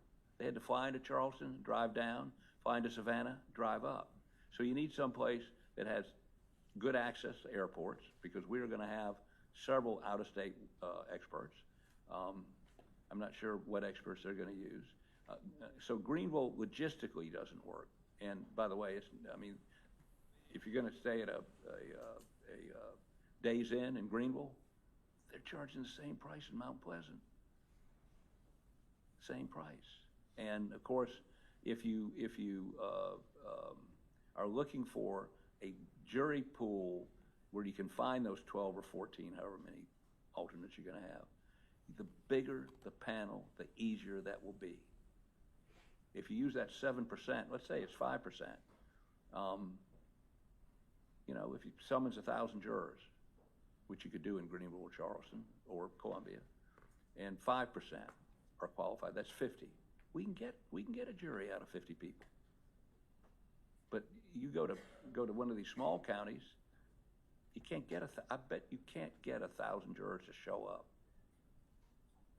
It's been my experience in the rural counties are a little less willing to come in, and they don't want to be gone for 3 weeks or 2 weeks from their jobs. And, I mean, it's going to be tough. Getting a jury in this case is going to be extraordinarily difficult. Why make it more difficult by limiting your choices? Why make it more difficult? Because, and again, there's no tactical advantage to us in Charleston. He's not from Charleston. I'm not from Charleston. The Charleston is going to give us a larger jury pool that's more accessible to 30 or 40 witnesses in this case from Carleton County. So when you look at the cases on this issue, they all come back, and I understand they have a right to a fair trial too, but he has a Sixth Amendment right to a fair trial. And that Sixth Amendment right means, and let me say this to you, you know what else you get with Charleston? no appeal. I'm putting on the record, if you give us Charleston, we will not appeal the venue issue, ever. Take that one off the plate. Not that you. You're requesting the change of venue. I know. Just want to make sure I've got that right. Okay, well, if you deny the motion for change of venue, we're going back to Carlton. So I don't really think, and correct me if I'm wrong, that that is a viable alternative. I think we've got to move it somewhere. And we're suggesting Charleston because we think that will be the most expeditious way to get a jury that truly has not made up their mind. Okay. Now, he's arguing cost. I heard him. He's trying to get Mr. Barber to say Charleston is expensive. And when I'm there, not on business, well, sometimes on business too, I stay at really nice hotels and eat in really nice restaurants. But we won't be for this. He's broke. He hadn't had a job in 4 years. And if he did have a job, the feds or the state would be seizing the money. So, and we have and let me say this, we have an office in Charleston within walking distance of the courthouse. So that makes it more economical for us and allows us to have the money to hire a DNA laboratory in Texas. And we're gonna have to hire other experts from outside the state. And we wanna put our money into that, not having to stay somewhere else or even paying for witnesses to have to come somewhere else.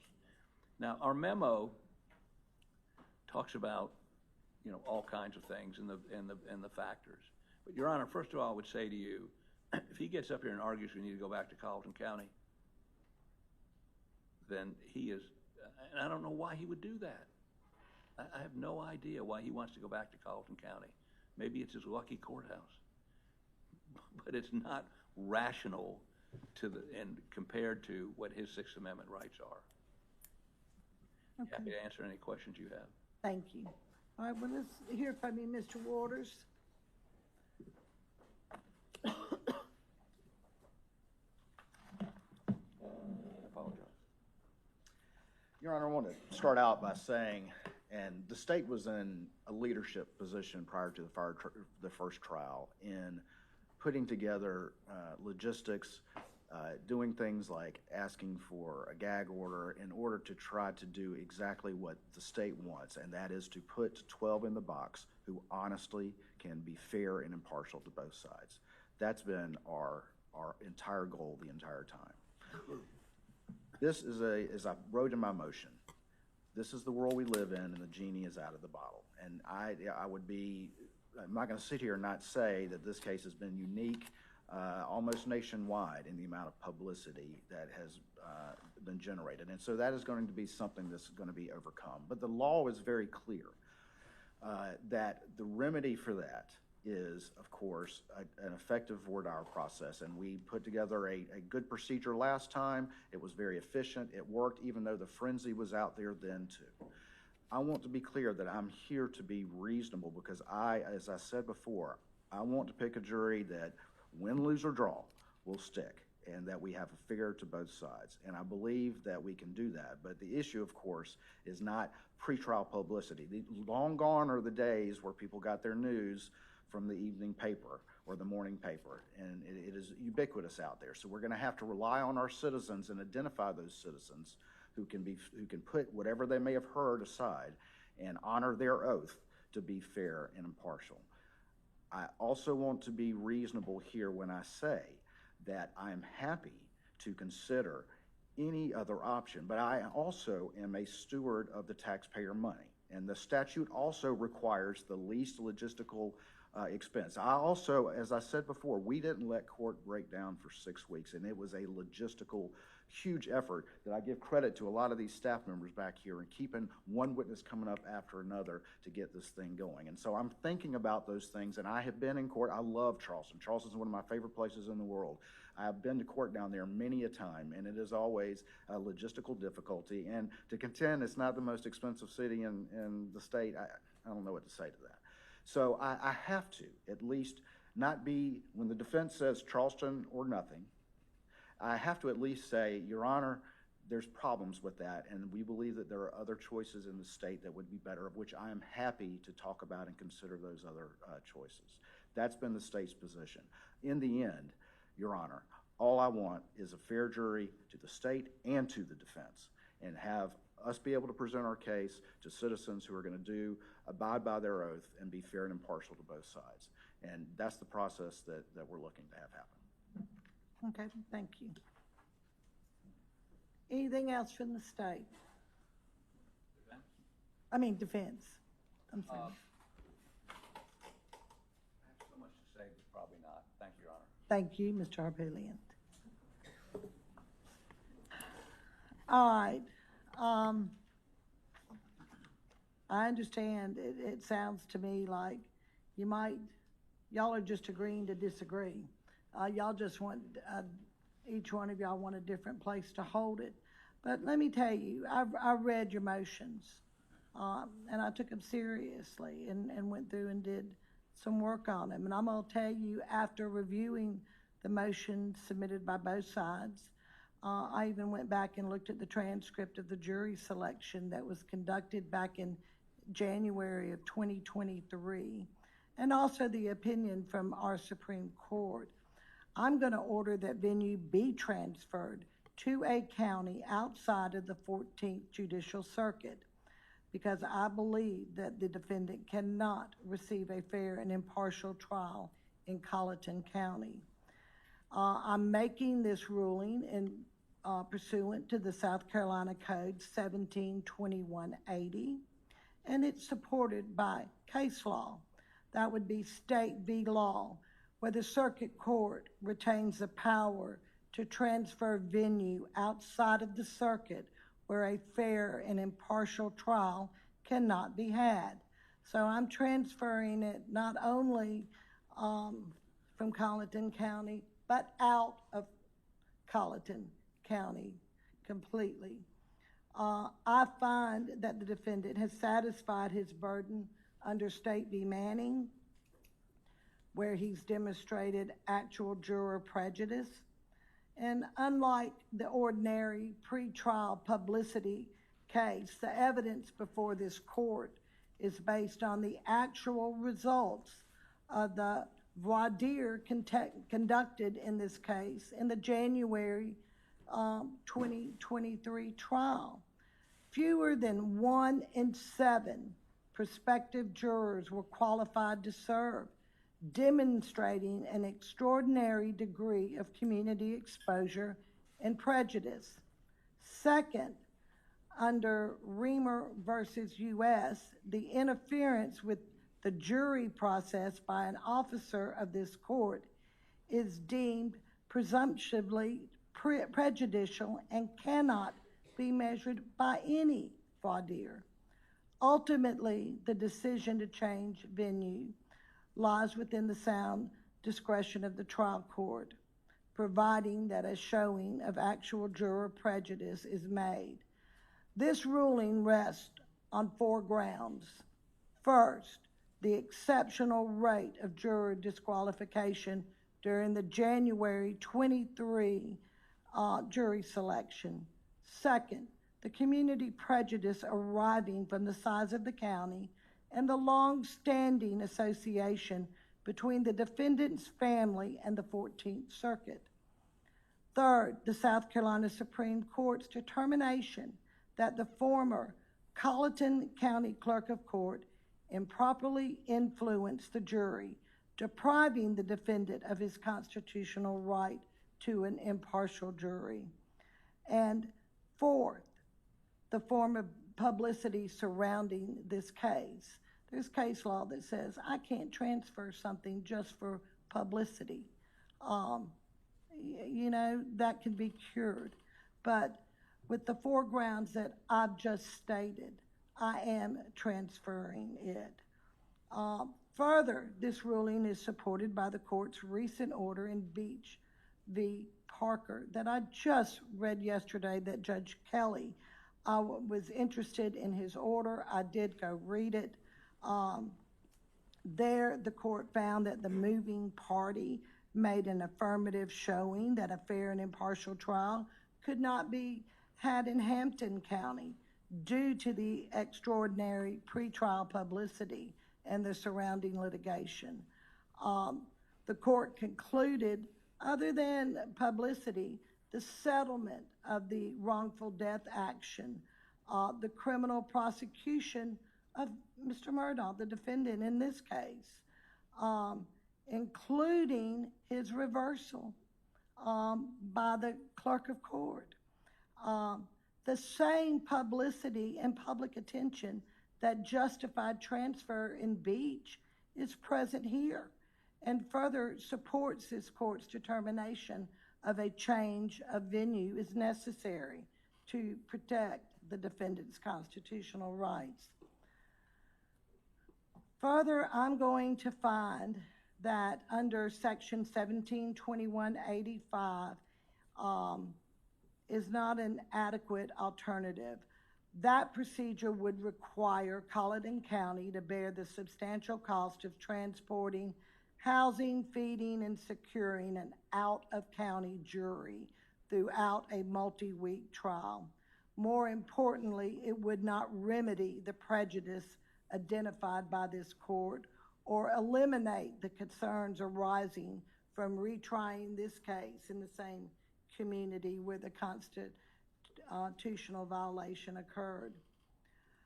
I find that there's no lesser remedy that will adequately protect the defendant's constitutional right to a fair and impartial jury. The court rules venue is transferred outside of the 14th Circuit. I'm going to reserve my ruling to the specific county in which this matter will be transferred. You know, let me tell y'all, it takes a village to get this case transferred. For those of you who don't know, there's a lot of other things besides walking into a courthouse and sitting down and trying to try a case. You know, we have to consider security, transportation. Is a courthouse adequate? Is there lodging? There's also docket considerations that have already been set for next year. There's a bunch of matters to consider. So what I'm going to do is I will think about it. I need to look at it. I will tell you, Mr. Waters, you are correct. Cost is a concern because Colleton County does bear the cost of the retrial in this case. Colleton County is not a rich county. It's a poor county. So that will be at the foremost of my thoughts when I transfer this case. I was in hopes that the two of y'all could agree on a destination, but since that's not happening, I will decide and I will let y'all know. I will issue an order. I will do a formal order on my transfer of venue and also will designate the county into which we are going to try this case. Okay? Any objections? None from the state, Your Honor. Perfect. Thank you, Your Honor. You're welcome. All right. Now, the last motion, Mr. McCullough, I know you've been sitting here since 10 o'clock. If you could come up and just for the record, state your position. I believe I've got, Mr. Waters, I believe I have your stance on this, but I'll get you to put it on the record and let me rule, please. Go ahead, Mr. McCullough. Your Honor, the benches are hard and life is short, but I wouldn't have missed the Charleston travel log for anything. I wish I would have. Go ahead. Your Honor, I don't want to detail I'm here representing Myra Crosby, a former deposed jury in the criminal trial, which you're obviously familiar with. And given your nature of preparation, I know you've read my initial filings. If you have any qualms about how this matter comes before you, I will streamline that by simply saying that following the plea of Ms. Hill in December of 2025 During that proceeding, Solicitor Hubbard, who was placed in charge of the investigation for jury tampering, indicated the case was closed, no charges would be filed. From that point, shortly, several months after that, in March and then again in May, we filed Freedom of Information requests for the jury tampering investigations, which were closed and therefore no longer susceptible to any exception under the Freedom of Information Act. And we sent that to SLED, the Attorney General's office, and to Mr. Hubbard's office, Solicitor Hubbard's office. In response to that motion, I think it is correct, and I don't want to preempt, but Mr. Waters is here, General Counsel for SLED is here, and I spoke to Solicitor Hubbard outside to just confirm their positions are not in opposition to the remedial attention to the protective order, but they do say that they all three, as agencies, are constrained by protective order, which includes at least, if not is, the protective order of Justice Toll from January of 2024, issued preceding her new trial motion hearing. At that time, she issued a protective order, which I think the primary concern was to protect the identity of the jurors in the case that may have been to some extent interviewed in whatever jury tampering investigation led up to that point, January 24. And of course, that investigation continued after that hearing, after January 24. So we are simply asking, and there was no other way to get here, Your Honor.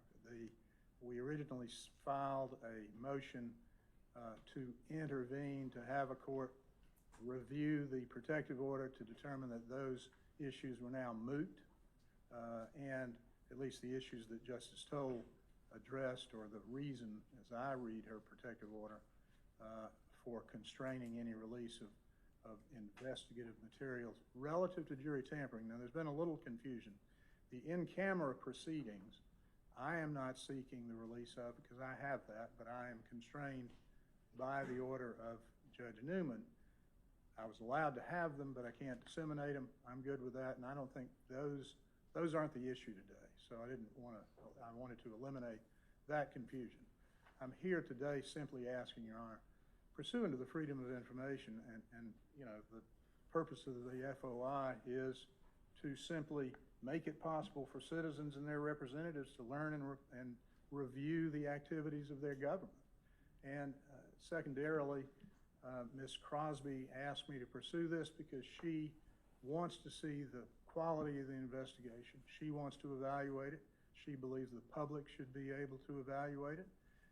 She is hopeful that it will lead to additional information in support of her belief that she was targeted through an orchestrated effort to remove her from the jury.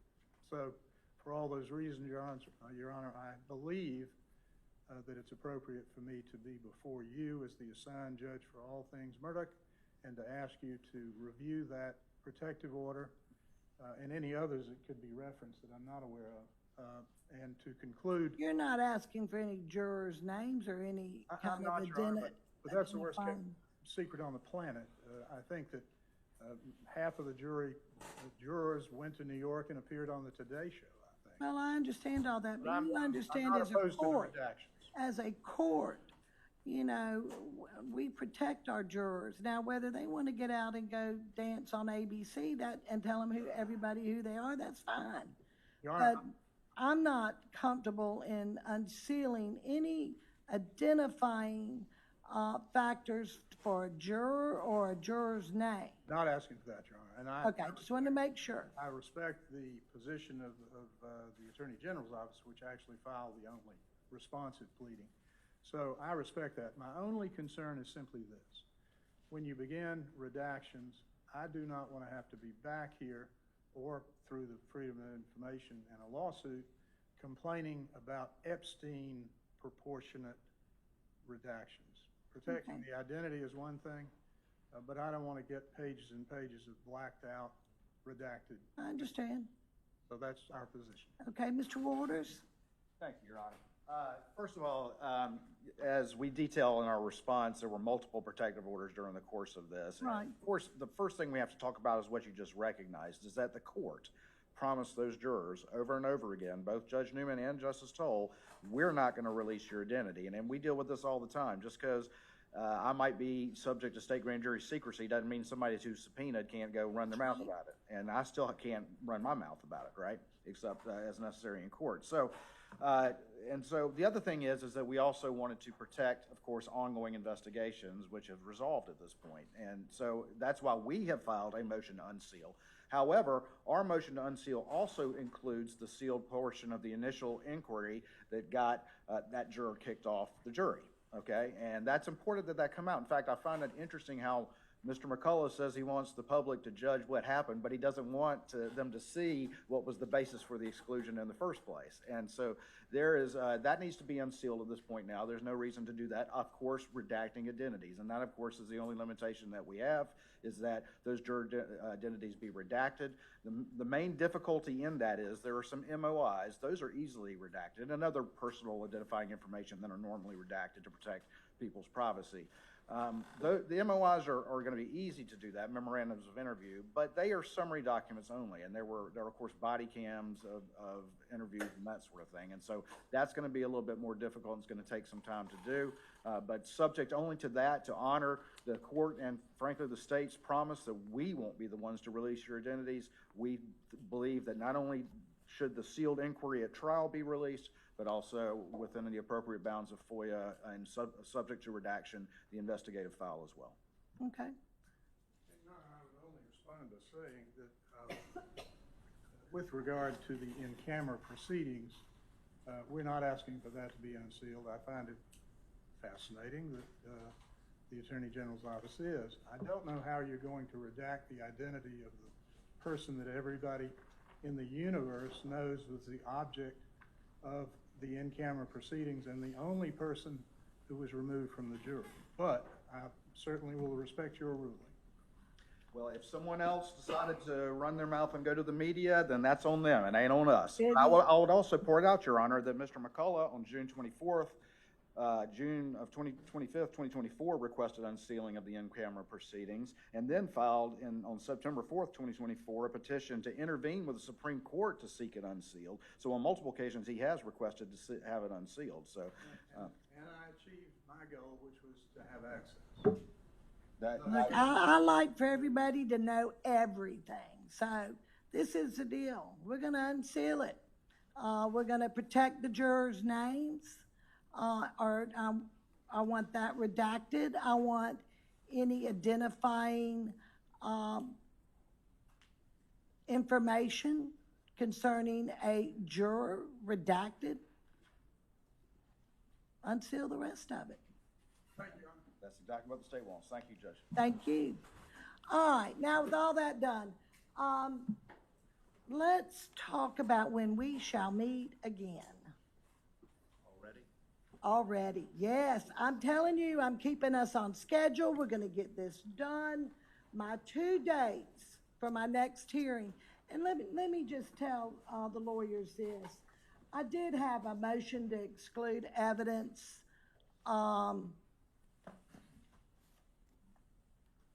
And the state's motion to admit evidence of motive. And that's going to involve the financial transactions. I think a ruling at this time would be way too premature. I want to be closer to trial. That will I probably will not even consider those motions until the beginning of next year when we start doing pretrials. However, Mr. Harpootlian, in your motion to dismiss, I was told I would be getting a supporting memorandum, which I do not have.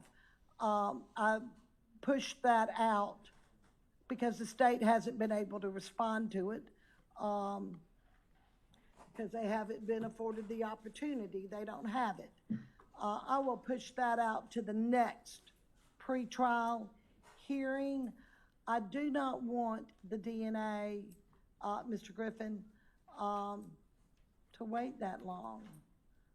because I'm thinking either November the 13th or November the 20th. That would be here in Lexington, again, at 10 o'clock.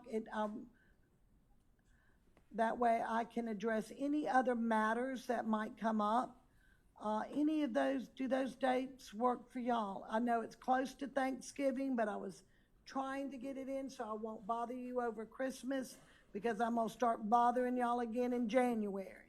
The 13th would be far preferable to us, because, so I can have all my staff available and everything for that. Okay. How about you, Mr. Harpoolian? What was the first date, Your Honor? The 13th, November. Okay, let me look. It's wrong month. Friday, it's a Friday. The 13th? Yep. Friday. Oh, gosh, is it really Friday? That's Well, I perfect, didn't Your mean to Honor. do that. That's perfect, actually. The way things gone, that's our lucky day. That'll be fine. Okay. Oh, that's too funny. I'm sorry. I did not realize that was Friday the 13th, but I'm not superstitious. I hope you're not. All right, November the 13th, 10 a.m. is going to be our next pretrial. We will take up your motion to dismiss. Please have your memorandum filed timely. Let me say timely, because I was working the weekend. I get 18 motions at 5:15 on the 7th. That was fine. Then I've been getting motions all week long, and that's fine too. I understand y'all are busy and you have stuff to do, and but please try to be timely. So I'm going to tell you before you say that, Mr. Harpoolian. Let me see. Deadline, the Friday before. 11/7. It's gonna end on a 7. All motions that you would like for me to hear that day, please have them filed. Your Honor, may I make an inquiry? You may. The problem this week for, I think, us and the Attorney General is we filed a bunch of stuff, motions last Friday. And we got And responses. we had to do responses. So if perhaps you would Set it up? maybe move back a week Sure. for the motions, and then give us a week to respond, and then if you want to file some sort of reply, do it at your own risk. All right, how about October the 30th, which is a Friday? It's the day before We Halloween. got Halloween and Friday the 13th at this point. Well, why not? Why not? Just to have your motions in, then y'all can respond the following week, and I'm putting my deadline, for the 7th. Response deadline will be the 7th. So 30th first. File your motions, 30th. response by the 7th. So I'll have time. I mean, believe it or not, y'all, I really do sit down and read every motion that y'all file. Would you like us to shorten them a little bit? Always. The shorter the better. But I do read all of them. I think the 6th is actually Friday, Your Honor. It's 11/6. 11/6. All right. Anything else from the state? Not at this time, Your Honor. Anything else from the defense? No, Your Honor. All right, Mr. Griffin, you're gonna let me know. Now, let me ask y'all about this. When he does let me know about the, DNA, because I want to be on this. It's gonna be long before November. Is it possible for us to have a quick hearing so we can decide what to do with the DNA? Sure. Yes, Your Honor. Absolutely, and again, once we get that, I'm happy to It's work hard with for them. me to set a date until I hear from Mr. Griffin, but maybe we could set a date, and once he calls me, and I'll email y'all a few dates, and maybe we can have a quick hearing one Friday afternoon or something. Your Honor, Go ahead. you know, we need the transfer of the material from SLED Lab to Othram. You know, that's chain of custody, we're out of it, but nothing can happen until that transfer takes place. Well, and I'm gonna talk with them about that, but my thought, that he represented to the court that they were gonna agree and not challenge chain and accreditation issues and that sort of thing. We're not. And then secondly, we'll work on that, Are facilitate- y'all gonna let me ask, turnaround's fair play, are you gonna challenge any, chain of custody on him? Not if we agree to the procedure and my scientists are okay with it, then there would be, unless, shenanigans happen somewhere. Okay, well, let's- I did say shenanigans. But I would also add that, just to be clear, it's still the same deal that I offered, that they're gonna process in quant and then stop, and then we'll find Stop, out that's what- exactly right, you understand that, Mr. Griffin? Absolutely, and we're coming back to the court. I'm gonna put it all in one place, Right. let you process it, then you're gonna contact the court, you're stopping, you're not doing any test Correct. until we know, and we're gonna have a hearing on it, a quick hearing, it won't take long. You can tell us, is there gonna be enough reserve for the state? Correct. I just want to be clear, we're talking about the unprocessed material. Unprocessed and the leftover is going. It's going, but can we go ahead and test the leftover? We're okay with that, Your Honor. They can run the leftovers. It's the unprocessed that we need the results on. Okay, you don't need both of them to do the test? I'll talk to the lab, I'll talk to Dr. Middleman,